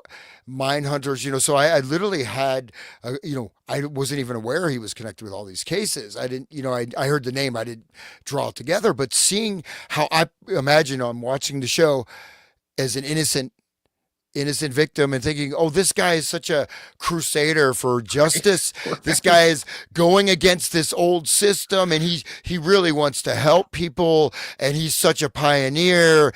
And look, he's working with this lesbian psychologist. He's such an open-minded guy back in the 70s, and he's got a, whatever. It's like, and he's got his sidekick, the detective, the salty guy, salt of the earth. What is actually going on there? They're doing all the police training, right? And they show all the people, the police training, basically telling, get the F out of here. You guys are clowns. The police are very against him, right? At least in the show, that, the run-of-the-mill police, and they're like, what are you telling us how to run our investigation? But he shows them the light. He shows them the light through this advanced profiling stuff that he just develops. Like, there was no psychology stuff at the FBI, basically, is what it implies, right? Or very little. I don't know what we have to say about that with him. So it's pretty wild to see that he literally is going in there, and he's the point person to whatever narrative or story that has been decided upon. He's going to make sure that doesn't matter what the friggin' evidence is. You can't get Joan Benet. You cannot get worse evidence than that. If you can make that fly away, you can make anything go away. It's incredible. Right. You can make anything go away. Yeah. Rubbing our nose in it. Yeah. Bro, we had that conversation about John Benet last night, and then I went on my social media, and Dana Dude posted this. So this is actually pretty funny. Like, the timing was incredible. Maybe she was listening to the show. I have no idea, but she's great. So Dana, shout out to you. But she just posted this. It's so true. Like, it's mind blowing. I mean, it's really crazy. I mean, the other thing is that I came across something about Ken Lanning. I was disputing Ken Lanning because he's also an ex-FBI agent who has this whole thing about there's no satanic crime. And then some guy came out. It was the guy who was studying the McMartin case, and he flat out said that Ken Lanning is the biggest disgrace to law enforcement in American history. Like, and so Ken Lanning is this other authority like Douglas, and they're like establishing these fake narratives. It's like freaking True Detective. Like, what are you guys doing? Like, they're polluting the public mind. It's unbelievable. It's unbelievable. It's so dark. I mean, that's their job, to pollute the public mind. I mean, what government wants to pollute the public mind? They want us to be listening to the radio and thinking that, oh, that's grandpa telling us the truth, you know, and like fireside chats into the television. The polluting of the public mind is the job. That's how to get it done, I think. Yeah. Well, Watch but this. Let me read this. This is like John Douglas is not alone. This is my point, is that this is from the Franklin cover-up. Gunderson commented on the effect of land. Okay. May 25th, 1990 interview with the Executive Intelligence Review. Gunderson said in the McMartin case, for example, before any criminal charges were filed against anyone, 460 complaints were filed with the Manhattan Beach Police. Are we to believe that 460 families fed their children the same story of ritualistic sex abuse, animal sacrifices, etc.? He stressed that the crimes were reported in an affluent suburban area where residents are typically skeptical about organized child abuse or satanic conspiracies. Gunderson commented on the effect of Lanning's disclaimers, quote, in my opinion, other than Satan is active in the United States in the 20th century, Aleister Crowley, Anton LaVey, and Michael Aquino, Ken Lanning is probably the most effective and foremost speaker for the satanic movement in this country today or any time in the past. I'll repeat that sentence again. Wow. In my opinion, other than Aleister Crowley, Anton LaVey, and Michael Aquino, Ken Lanning is probably the most effective and foremost speaker for the satanic movement in this country today or any time in the past. It's a direct quote of Gunderson. Gunderson again, like, so then is Gunderson and like Franklin almost like the cover-up. deep intel? Like he's he's saying like, wow, this guy's great. You know, I mean, it's notice 33-day trial. You know, all the Oh yeah, 33 number in Charlie Kirk, right? Of course. 33 hours. Found him in 33, guys. Nothing to see here. No coding, no numerological coding, guys. Wow. So it makes this whole thing makes the FBI, you have to question the FBI, like Lanning and Douglas. How X are they? They're probably picking up like you know, their blood money or whatever it is. Like when you what was it when you like my brain is fried. They're probably picking up money for their retirement money, right? So they're probably not going to do anything where they're going to expose. I bet they sign tons of NDAs and stuff at the FBI. Like you'll never disclose anything or talk shit about the FBI, or you won't get your retirement funds. don't they have to You'll sign get- in or blood? you'll get Sign suicide. in blood on the bottom line. They sign in blood to pack Right. the devil. Practically. It's just like one of these guys here who died at 41 in a car crash. Is it really a car crash? What is Right. Right. Very it? convenient all the time. And somehow they die. Yeah. One of these guys here, Lester, who's in this list with Tolson. Lester was an FBI agent and editor of the employee magazine, The Investigator, and he is credited with originating the FBI's motto, fidelity, bravery, and integrity, in a comment made in September 1935, so it's right around the time of this. He served as a supervisor in the FBI's training division, was known as the face of the FBI during the 1930s, giving public relations speeches across the country during a challenging period for the agency. He joined in FBI in 32 after practicing law in Memphis and was recognized for his agent training abilities, earning the trust of FBI Director J. Edgar Hoover. He resigned in 1940 to care for his mother and died in a car crash in 1941. So I got to see if I can find a picture of W.H. Drain Lester. It's just lost history. These guys don't have any pictures or anything like that. Anyway, should we pick this back up? Yeah. Yeah. So this is one I pulled out where this really, it starts getting kind of deep with the thread. You know, if I read this one, this is, Yeah, please do. Sure. okay. Yeah. So this is, I think we're going to see this. And what's important is instead of just making conjecture right? We can start to gather some direct evidence because obviously once these things are implemented, they're not going to be in any documents we're going to have access to. You Right. know what I mean? Okay. This is before it goes underwater, before it goes down, before it goes deep.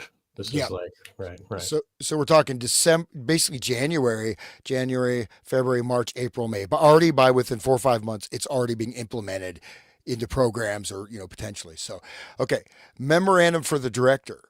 I was at Hamilton, New York, the seat of Colgate University, on May 16th and 17th, 1936.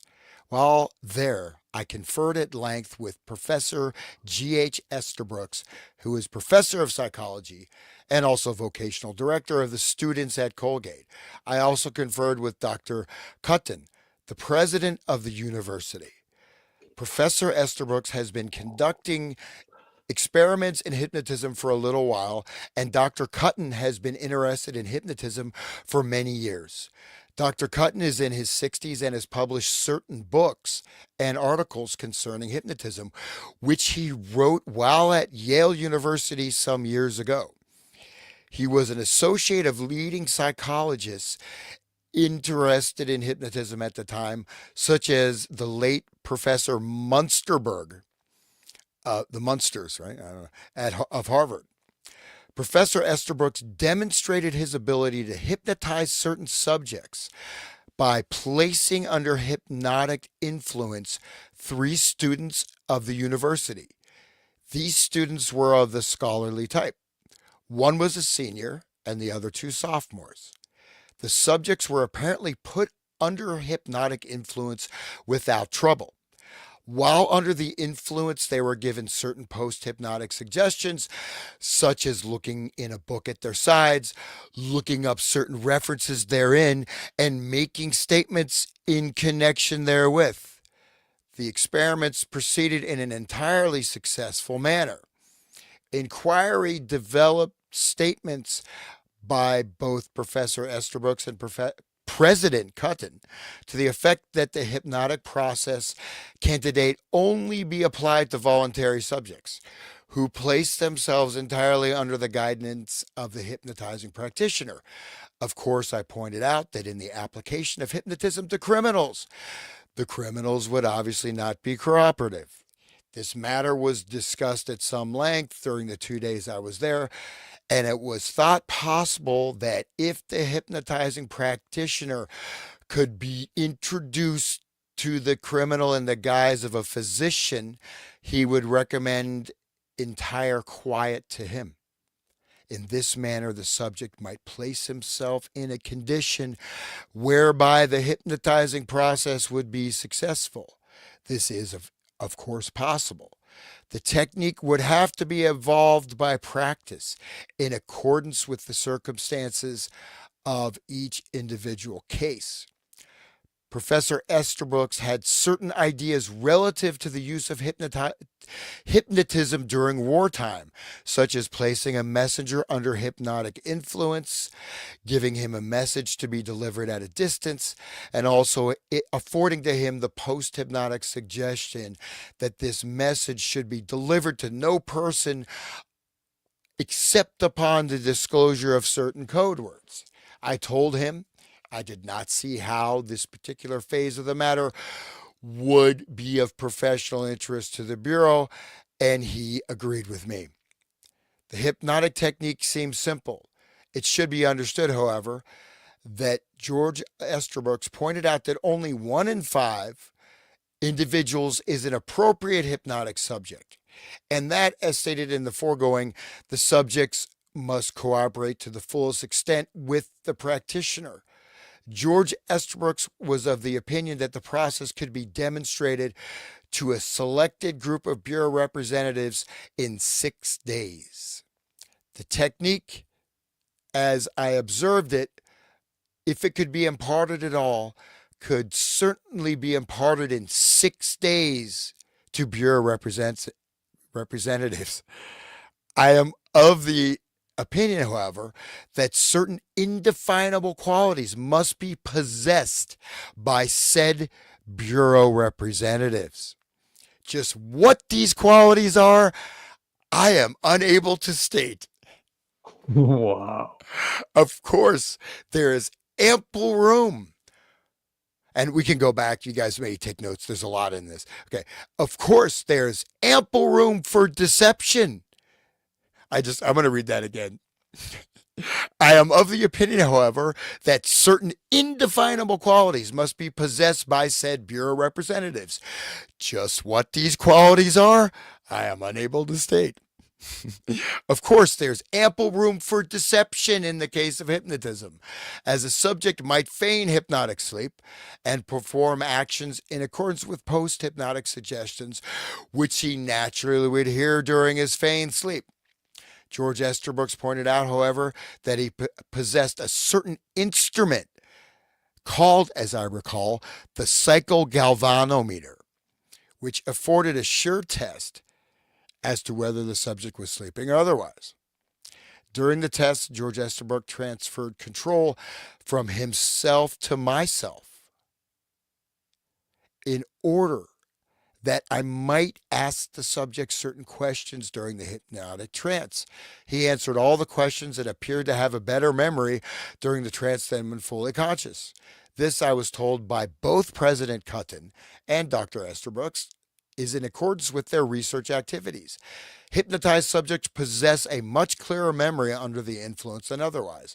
Professor Estabrooks pointed out that a subject accustomed to the hypnotic control of one individual could not be hypnotized by another individual. So for this reason, I tried no hypnotic experiments with his subjects myself.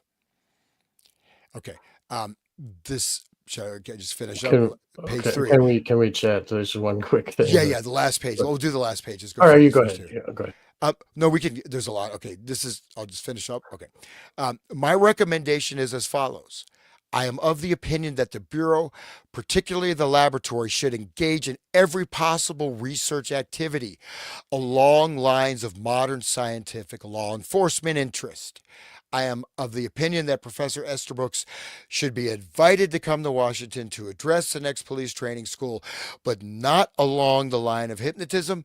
His subject is psychology, and he could address the class on this subject. From what I observed, he could deliver as interesting a lecture as the other outside scholars. He appeared to be much interested in young people and is probably a good instructor. While here in Washington, the Bureau could avail itself of his services for the purposes of taking a select group of said supervisors and laboratory experts for the purpose of demonstrating upon them, and to his hypnotic, and to them, his hypnotic process. Upon them and to them. Okay.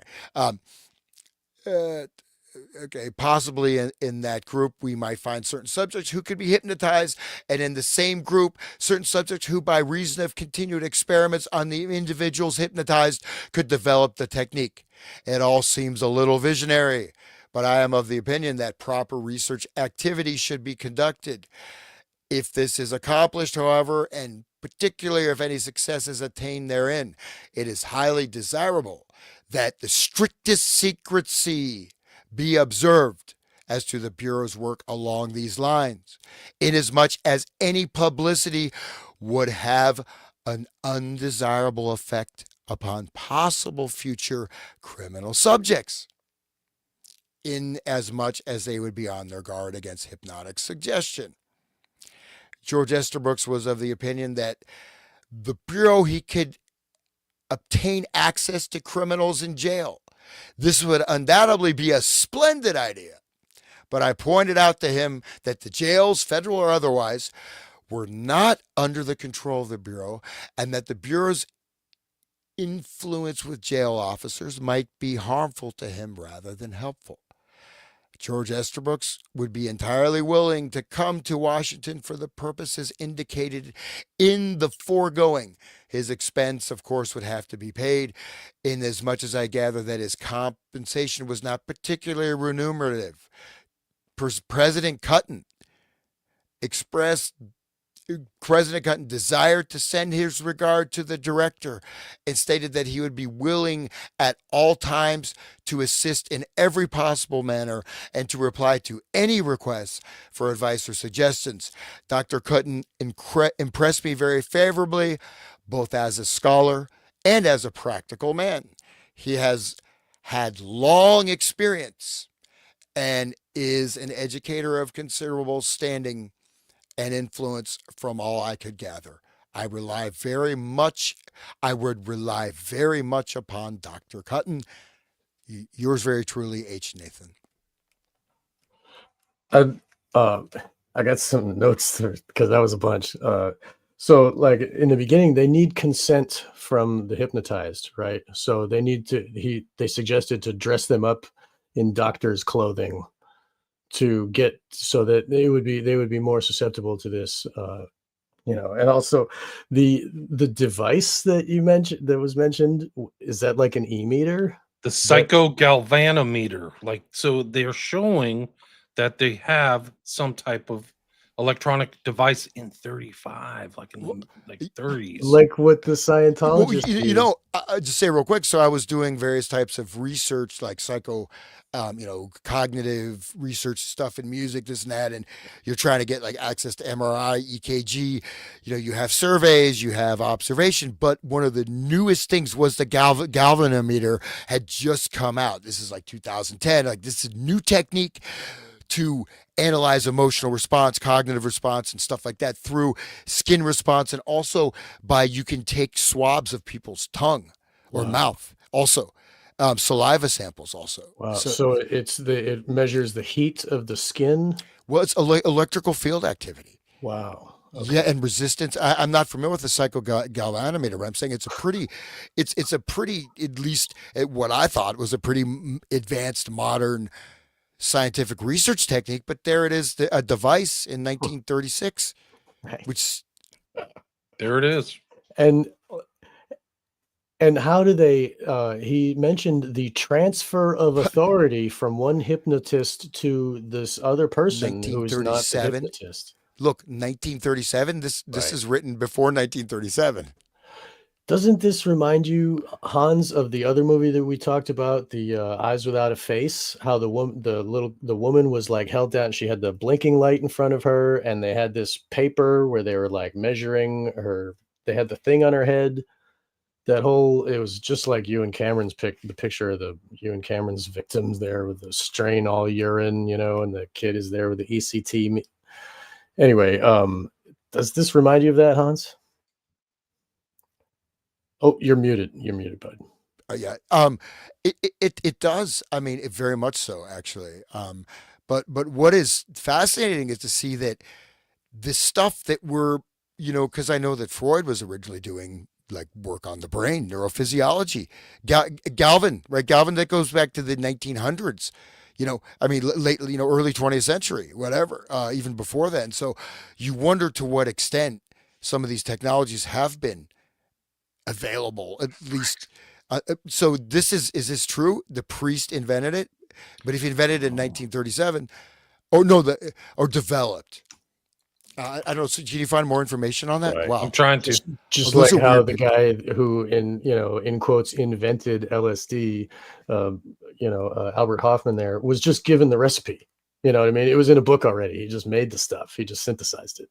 You know what I mean? It was already discovered. They knew about it. He developed the technology further, and he got given the mantle of inventing the thing with his bicycle day. But really, he's just the front. 1890s, it was developed. 1890s. Angelo Mosso, 1890s, developed this device. Wow. So that's the beginning of electricity, right? I mean, anyway.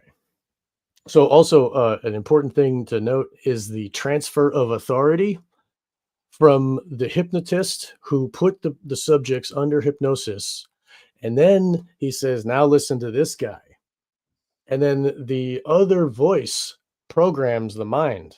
So this is just like the television, how we have, the television puts us in the state, and then the expert comes on with the doctor's cloak who tells us what to believe, right? And this transfer of authority is possible, and they're talking about how it's possible in 36. They're like, we can hypnotize 1 of 5 of the population and transfer that authority. This willingness to believe can be transferred. I think that's interesting. William, could you read that about the Father Walter G. Sure. Summers? That seems interesting. It's Father Walter G. Summers, S.J., Ph.D., was a Jesuit priest and the head of Fordham University's Department of Psychology in the 1930s. He's best known for inventing the psychogalvanometer, a device designed to detect lying by measuring minute electrical currents in the body, which he claimed were influenced by emotional stress. The device was tested in Manhattan in 1936 and reportedly demonstrated effectiveness in identifying deception, such as when a news hawk was correctly identified as having chosen the 3 of diamonds despite denying it.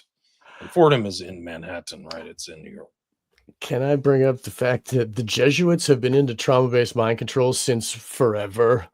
I mean, and they have been influencing children since they made the confessional down to 7 years old. And Loyola, the guy that started the Jesuits, says, like, give me a child before he's 7 and I will give you the man. Like, this programming of children. Like, what? The Jesuits have been into. I mean, talk to Johnny Cerrucci. Like, he'll tell you. There's Harold Pop Nation. That's number 2 under Hoover, second in command under Hoover. He's the one in this document. So this is the, ruling group of the FBI. This is the top brass. Well, the priest actually invented a Catholic too. I'm sorry. I'm just saying this is who was involved in. This is who signed this 3-page memorandum for the directors. Nathan, that's who Nathan is. Well, what the priest invented, I just looked it up. He invented the lie detector. That was the lie detector. Wow. So this was a development of that device, which became the lie detector test. This is the lie detector test that he developed. That this is the origin of the lie detector test. Wow. Basically, the priest. Priest is his name. How ironic, too. It's like, wow. Oh, man. And it from a Roman Catholic, oh, my God. The Jesuit. Okay. There's a lot there. I'm sure there's a lot to dig into. What these qualities are, I am unable to state. Of course, there's ample room for deception. Like, hey, guys. And then the psychogalvanometer. Ugh. And then the switch out with the physician is really telling, like, oh, we'll just switch out a physician in here. Right. And then the people will believe whoever they put in front of them can be that authority transferred. Like that's a huge portion of the biggest key is to people's minds, and the TV itself is a hypnotic device, it's all one big thing. The other thing is like there are principles in here that play out with these other assassins like Sirhan. They couldn't get into his mind certain parts of it, and they're playing it out here. Professor Estabrooks pointed out that a subject accustomed to the hypnotic control of one individual could not be hypnotized by another individual. So it's like there's something like an intimate process between the hypnotized and the hypnotizer. Just like with SRA programming, they traumatize the victim and then they do a bonding, in the book Pimp by, or whatever. Chappelle talks about it, how the pimp learns from the older pimp to beat his woman with a rod or whatever until she's fully scared and traumatized, and then you draw a bath and you give her pills, and then she's like fully under your control. So it's this is the system of how it's done. Anyway. Right, and they're figuring out these are talking to like the heads of the FBI. It's off the charts. Right. And trauma is so like integral to the whole thing. And, to traumatize the public with the television, never forget 9/11, never forget. We had to keep watching the people jump out of the buildings and all that. Like it fully put us in a trance. And then we gave the authority to, okay, we'll take the Patriot Act and okay, we'll start wars, and who did it? I don't care. Like, go bomb them, turn the fucking Middle East to glass. Like, like people were fully under control. Their minds were taken. You know, it's just Trauma, one. then suggestion. Trauma, then suggestion. Exactly. Right. The Catapulted. experiments proceeded in an entirely successful manner. Like, this is like academic environment. It's They're at Colgate. infallible. Right. He's with the head of the freaking university. President Cutton is the head of Colgate. Right. So they're all, this is like, they're going through this investigation with, it's not like jokers playing around with hypnotism at some party on a Saturday afternoon. Like, these guys are serious and they're the tops. And this is the most important key to all of the manipulation of government mind control for the future. Ever since 30 something, the government has been controlling the masses. This is the inception. This is the genesis. This is where like the little acorn seed expanded into a mighty oak of brain mind control. This is it. This is it. This guy, like, we were joking in earlier episodes if people missed it, but the guy who like released this document, like, what's his name? David Hardy, like, he's like eating Cheetos and trying to figure out what he's gonna have for lunch. Like, he's doing fantasy football or something, you know. Football, you know, should we get round table pizza or a burger today? We just he's swiping on the get this 500-page document out of my freaking hands. He didn't even redact it, which is awesome, right? Because I mean, good point. Good point. I've got so many other documents. Like, this would just be redacted. There'd be like all the 3 sentences on this whole 3-page document. That's a really good point. Like, they just didn't care. Like, he just like, here it is. It's like the grace of God. God just allowed it to happen. Like, it's influenced this guy to let the it go Steelers, man. I'm going for the Steelers. Because everybody passed away, and then they didn't understand the importance of this. Like, who's going to read this 500-page document? Like, he's like, 500. Let's get rid of this. Nobody's going to care. And then it's like, we are wow, this is incredible. We are very happy to read this 500-page document. There's also an adjoining 40-pager. Like, we were only like at page 14. Right.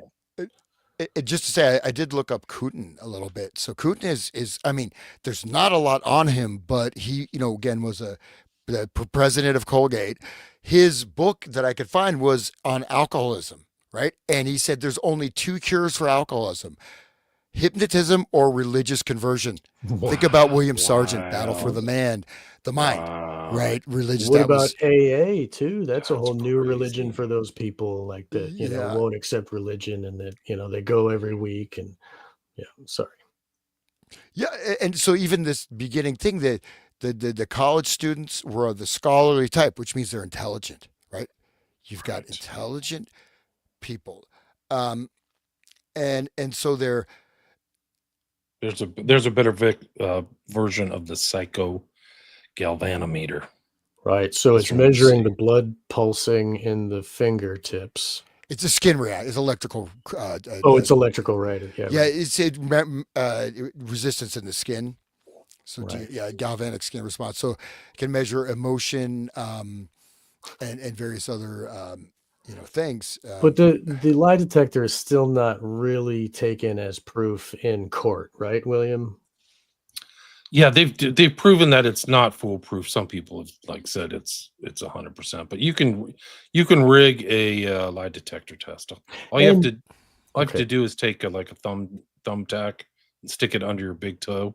And just juice that bad boy, the whole thing, and it'll just throw the whole thing off. Oh, because your response is so if you ever get arrested, but like people will be like, "What's going on? His things are off the charts." It's like I'm causing myself pain. It's actually it's like the Ipcris file where the guy's like being put under the induction, and then he's Harry Palmer's has that rod in his hand where he's drawing blood. So you can manipulate those things. Yeah. Isn't Hans?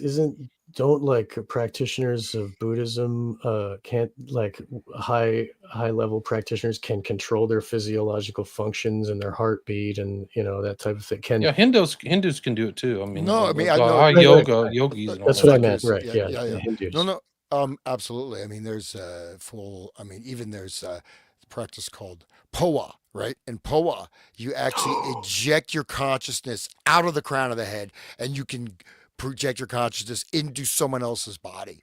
I mean, this is sounds weird. I mean, but it relates to the bone, skull bones. I mean, this actually can be done to a certain extent. So, but yeah, slowing down heart rate. People have been buried alive for like year, 2 years, dug up, and they're still alive because they Wow. can completely go into suspended animation. Um, yeah, there's. I mean, it just. I mean, I was up in uh, Gangotri, is the source of the Ganges River in the Himalayas, right? And this is God knows how cold, right? 50 degrees below zero, 100. Guys walking around buck naked or just wearing a little loincloth, Wow. completely fine because of the inner heat practice, right? It's called tuma. So Wow. inner heat, yoga of inner fire. A lot of these things though have been presented to people in the West, and people start engaging in these things. They don't know what they're doing, the type of guidance. They get under hypnotic command suggestions, just a little bit. So yes, these things are certainly possible, and Right. but they also, you're sort of getting into the operating system, right? You're getting into the deep hardware. Like you're not going to just pull, if I'm my laptop, I'm not just going to pry it apart and start pulling chips out of my laptop unless I know what the hell I'm doing, right? You know what I mean? Hopefully. So Yeah. you're not, you know what I mean? I'm saying, like, you could think of the regular rational mind or conscious mind as sort of it's running on the computer. But if you, so yes, but no, absolutely, yeah, these things can be controlled, etc.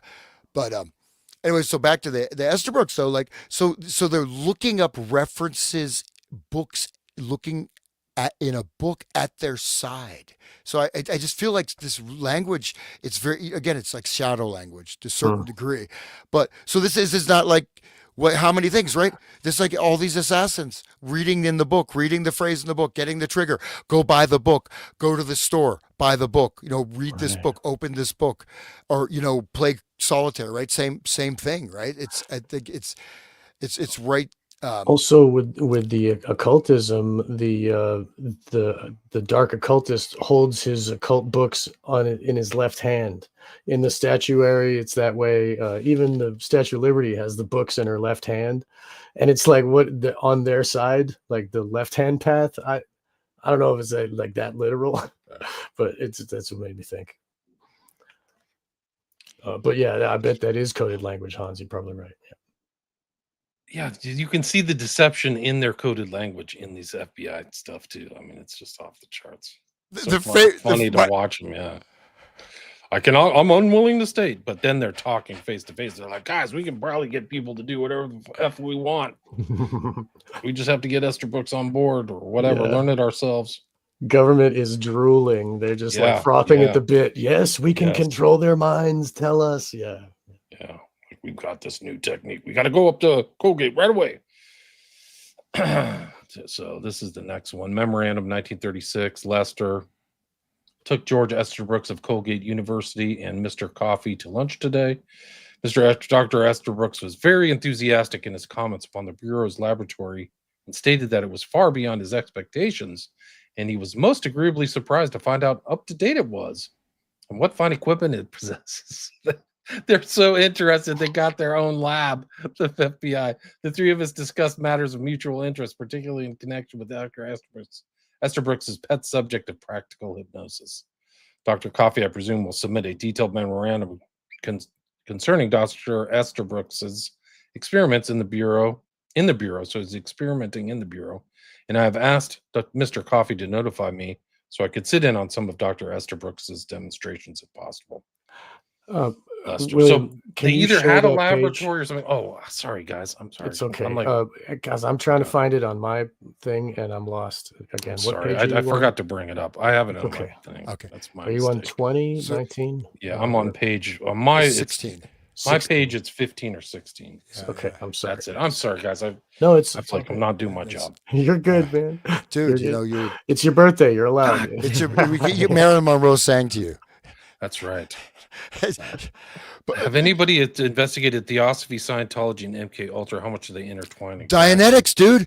What's Dianetics? It uses like that Right, the e-meter. Yeah. e-meter. That's It's the electrogalvanometer, right? It Yeah, is that. It's what it is. They just Right. renamed it, rebranded it. They just use the 1899. first letter, the E, instead of electrogalvanic, right? Yeah. I think that Burroughs was an early adherent to Dianetics He was. or Scientology, and somebody asked him, I have to find this reference, but I vaguely remember somebody asking, is this the CIA mind control stuff? And Burroughs is like, yeah, this is it. So like he made that connection between all the mind control research and experimentation that was happening in the 50s and what he was going through. Once he kind of was past the kind of infatuation phase with Scientology, he was like, I got to get this as far away from me as possible. So William Burroughs, the guy that shot his wife in the head and was buggering little kids in South America, The road naked that one, lunch. that same one, yeah. Naked Lunch. Oh, okay. Pictured with Genesis Porridge, P. Orridge, and Peter man. Christopherson, and these other. Yeah. So like a proud debauched pedophile characters. who actually killed his wife and was let out of prison. Like this. Okay. A rich boy too. He was like a Harvard graduate Right. He never worked. It's Burroughs kinda like adding Crowley. machine. Part of the beat generation, yeah. like that whole before the 60s, they had the beats, and that was prepping the cultural mind for this new 60s thing, right? Sure was. Sure. He was like elder beat, right? He was sort Right. of he was the beat guru, actually. Yeah, he was you're right. he was older than them. He was very worldly wise, experienced. He had, and he was, the Junkie. Burroughs adding machine. So he's from a multimillionaire family that was if you guys don't mind, I apologize, but I just wanted the middle paragraph in that document I just find very odd, right? Just this This one? paragraph. I know, yeah, the one I read, in this page 2, the third paragraph. You want to read that, William? And just Do you want me to read it again? Professor Estabrooks? Yeah. Professor Right. Estabrooks was of the opinion that the process could be demonstrated to a select group of Bureau representatives in 6 days. The technique, as I observed it, if it could be imparted at all, could certainly be imparted in 6 days to Bureau representatives. Why do you repeat that? I'm of the opinion, however, that certain indefinable qualities must be possessed by said Bureau representatives. Just what these qualities are, I'm unable to state. Like, no, I just noticed the 6-6, right? Selected group. He's got the 2 6s very clearly expressed. And why is he using that? Why would it be 6 days in particular? Yeah. And why did God only make the world in 6 days? Like the 7th day he had to rest or something, right? It's a mystery. But it It's is probably related to our already programming, the religious programming we all have. But this seems like a nudge, nudge, wink, wink, right? Certain indefinable qualities must be possessed by said Bureau Words. representatives. Just what these qualities are, I'm unable to state. There's They're just ample room for indefinable. deception. What the fuck? Yeah, of course. There's There's ample. Possessed by whom, right? Yeah. Yeah. Okay. Anyways, I The just thought that was- demons. They could be lying, but Estabrooks has a technology that he can make sure whether they're sleeping or otherwise. So, I mean, it's really crazy. Like this is them learning. That's what I said at the beginning. This is these documents are showing the FBI as they're starting to understand the techniques and what they can do. And understanding the techniques are very important because that's what Estabrooks was doing in McGill. Like this kind of more advanced techniques with more drugs, more ECT, and all kinds of weird stuff associated with Dulles. There's no question about it. Do you guys think that all of these PSYOP operations are a way of sifting through the population so that they can get down to that kernel of 1 in 5 that are fully hypnotizable? Because the rest of us fall away. We're not going to believe whatever, January 6th or whatever. But then some people are like hardliner, like Q people, they fall into this, totally believe everything. Do you think that's a way of sifting it out? I think that there's a hypnagogic state, sort of, you could describe as that's sort of as I started in the beginning, it's kind of permeates the culture, right? So you may not be like in a certain way, like by doing this, we're showing we're not maybe super hypnotizable, whatever. It doesn't mean it doesn't impact us, right? I think these, especially when you get these collective, you see these different types Yeah, I of guess you're agencies, and you get this super hypnotized person and someone control them, and you get these other groupings. So I think we may find more regarding this, how this is working, because later on he talks about how long it takes to condition the subjects, to condition people that are resistant to hypnosis. You can do instantaneous hypnosis. You can also condition people over time. Right, like they did in Abu Ghraib and took pictures of it and laughed and pointed and like scared people into thinking, electrified them and put hoods on their heads and made them stand in positions and scared them with dogs that as if they were gonna have their genitalia eaten away by dogs. That type of trauma induces the hypnotic suggestions, just like Grok had to endure, this clown that we started talking about way back when. Yeah, it's really something else. I think that if to answer your question, I think there are sifting process to find all kind. I think the state looks for suggestibility things, criminals, people who are violent, you know, different Yeah. tests, and it goes back to all the CIA kind of personality tests that Scientology used. Like that's how you start in Scientology. You literally take a personality test, which is Same. super scary. It's like 100 or 200 pages. It's not like a questionnaire that's one page. You go into Scientology, they go, let's find out about your personality. And then It's then this. they have all the they have all the information about you. Like, wow. That is the exact same as the induction into LaVeyan Satanism. Wow. You listen to Mark Passio talk about how he had to fill out essays, long, detailed essays about who he is, how he can benefit their organization, about his own psychology, deep stuff. And that was all filed away in his file, Mark Rokar, whatever. It's the same thing. The way they look at how they can use you, and LaVeyan Satanism is a sifting to sift out who's a psychopath that they can use for their organizations. It's really interesting. Well, I think even that it's maybe overlooked type of sifting that is actually very important, is to find people that have a potential to break out of this or could have potential influence on the system, that have potential leadership capacities or types of intelligence, and to steer them in the wrong way, to block them, to put them into sort of psychological traumatic patterns to keep them from actually being able to fulfill their potential. Wow. I think that's also very central, right? So and then you get, you know, again going back to maybe William or Sean will have to talk about that operators and things, which is such a weird book, but I mean, it's like that's in a sense they're things, the operators, right? So you're being operated, you're being corralled, and then you have your um, just all these just personality testing, like all this stuff. Look at the mental health, the criminalizing of mental health as the new frontier of law enforcement agencies, right? And I'll send you this weird, inverted pyramid with all the color schemes. Have you guys seen all these? They have these specific colors, indigo, this, that. This is a major, major initiative. And this goes all the way back. You can go back to the mental hygiene stuff at the United Nations, but I think it definitely ties into this as well. And this testing. Go ahead, William. Yeah. Well, Just saying, here it is. They have a whole wiki. Oh, he fell out. Shit. Well, I'll take it. If they can deem you mentally incapable, then they can take away the need for your consent.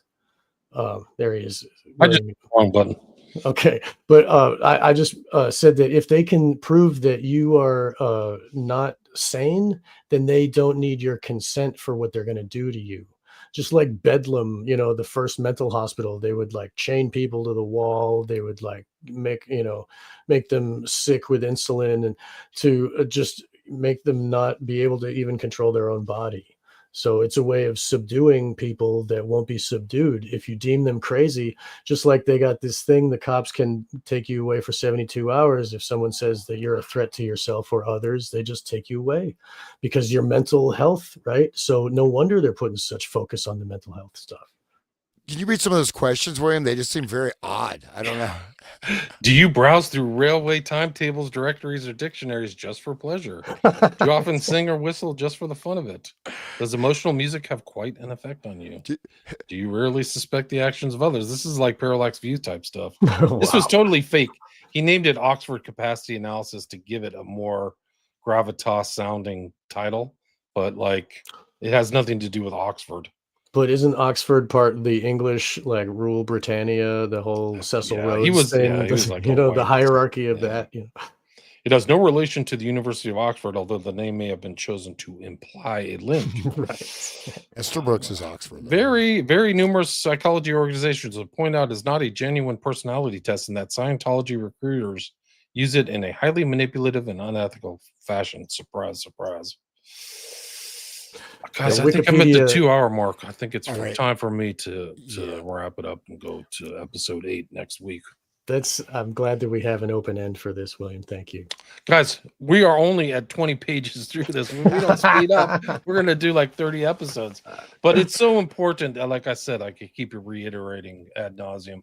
You're showing this kind of unraveling and understanding that's taking place between Estabrooks and these heads at the FBI, and how clever they are in their statements too. You can see how they're deceptive, and they're writing in their memorandum and their missives like, oh God, there's a potential for deception here. They're starting to figure it out. Right. And you said it so well earlier, William. It's the kernel of the acorn that turns into the mighty oak of mind control that we have now. It's so integral and important for us to understand. And thank you for bringing it to our attention and, helping share for the ears of all the listeners.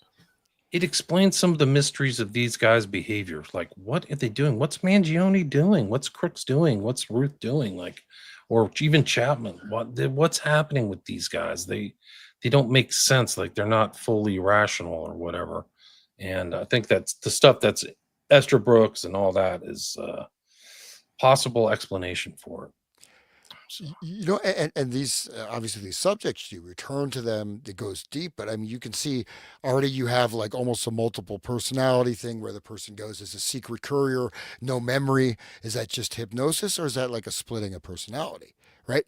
I mean, so but this is so early, you know what I mean? Like you think like this is very early.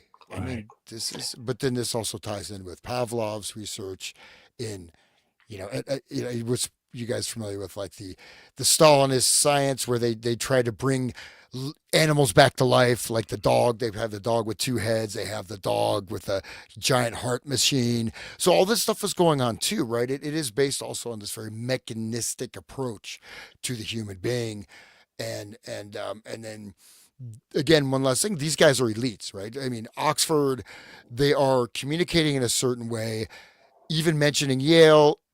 I didn't see that he did that at Yale, but that with Skull and Bones or something, there's some shared backgrounds, right? That these people have that not, you know what I mean? So they have an elite sort of subtext for their communications. Agreed. If it's schools. Right. They're probably in the higher orders of the dark occult orders. They probably are in the same rings within rings, the higher ups, they know each other because they all wear robes together on Saturday. I think that Estabrooks was a Rhodes Scholar. Like that puts him in Really? kind of an elite thing. Yeah. Yes, he was. Wow. Yeah. Okay. He's from Oxford and a Rhodes He became Scholar. a military officer at age 19. Wow. But somehow he joined He's probably the army. generational. Right? He joined the army as a teenager, and then he's 19 as a commanding officer. That's kind of. Right. He looks kind of small, dude. He doesn't look. He's not like some, just big, like Aquino, right? Wasn't Aquino joined the army young, and he was a small guy, and he's used for mind control, like as architect of mind control. Yeah, and he also wrote "Man, the Mechanical Misfit." So there's that theme that you just mentioned, Hans, is that this mechanical view of people. And he also wrote The Future of the Human Mind. I cannot find this freaking book, really? But it's got to be super important because they always mention his book Hypnosis and stuff like that. But I cannot find The Future of the Human Mind. Wow. Hans, do you remember the children's music that you brought to my show long ago about like I'm a robot? And it sounds I'm a little puppet. There you go.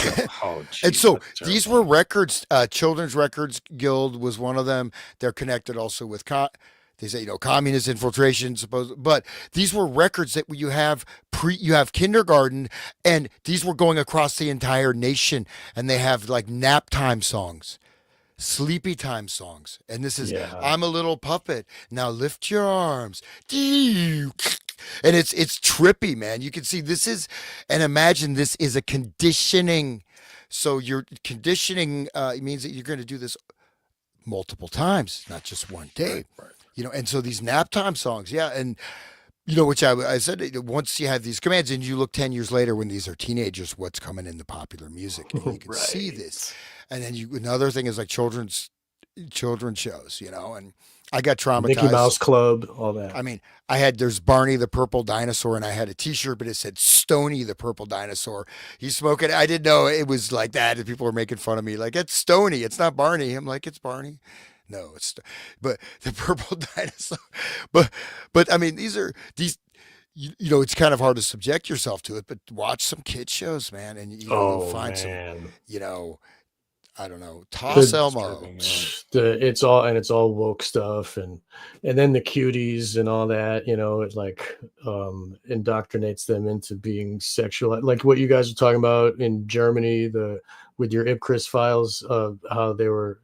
What Kinsey was saying, like pushing the sex stuff younger and younger into the kids' heads. And I mean, a lot of that TV is in line with that. It's really sick. But the gender stuff. Go ahead. The hypnotist in disguise. Right. That's pretty creepy, isn't it? I mean, you're this is a doctor. The doctor's going to help you. Oh no! Right. He's trust the science. Right. You're going to be in a hot tub with J. Edgar Hoover pretty soon, bro. Yeah, really. Not remember it. Let's hope they got cocaine or something. There is ample room for deception in cases of hypnotism. That's right. What they said. I didn't know the Process Church had a P scope. I've never heard of that. So. And Process Church is more Scientology too, right? It's an offshoot for sure. Yes, right. Then Sipping On says here, listen to SpongeBob from another room, but don't watch it. You'll be surprised and disgusted. I don't know. Sick. Yeah. SpongeBob. Guys, we had 330 live listeners, so thanks everybody for listening. Right. Didn't really advertise the show very much, but you can go check out these other shows. I think they're posted at the Resonant State or Wake the Dead or William Ramsey Investigates. The video is mixed up because I almost StreamYard only allows me to stream to 3 sites. And then some of these I don't want to show because I don't want to put on YouTube because I'll get a strike. I'm on YouTube, man. They're super sensitive, but yeah, I mean, this one's going to YouTube because we're just looking at a FOIA document, which is they're not copyrighted, these federal documents. So you kind of have to be concerned and worried about that. It's definitely a concern, but this is a FOI. So shout out to Greenwald and the Black Vault for actually getting these documents. It's well worth your support to follow him or give him some extra coin if you have some lying around. Not many people do these days, but the Black Vault does the Lord's work. They have other great docs there. They have other stuff, but these are really, this Estabrooks document is super important. People also donate and purchase, donate for William. It's his birthday today. Go buy a book from WilliamRamseyInvestigates.com. Go send him some PayPal. Tell him thank you for what he does for us. You can go Patreon. I have Patreon. I post a lot of stuff on Patreon, ad-free. And then my website's William Ramsey Investigates and 5 books. And I actually have to go to the library today. I mean, not the library, the post office, and ship some books out today. Awesome. Yay. That's great. Yeah. And thank you, Hans, as well. People should visit the Resonant State and listen to your other shows. You're doing great work as well. We love to listen, and thank you as well. Yeah, the Ipcris file, guys. Great movie. Watch it and listen to our episode on that. Really good. All right, guys. Peace. Cheers. Right, thank you. Thank you so much. Thank you. Have a great day. Bye-bye. Guys. Thank you.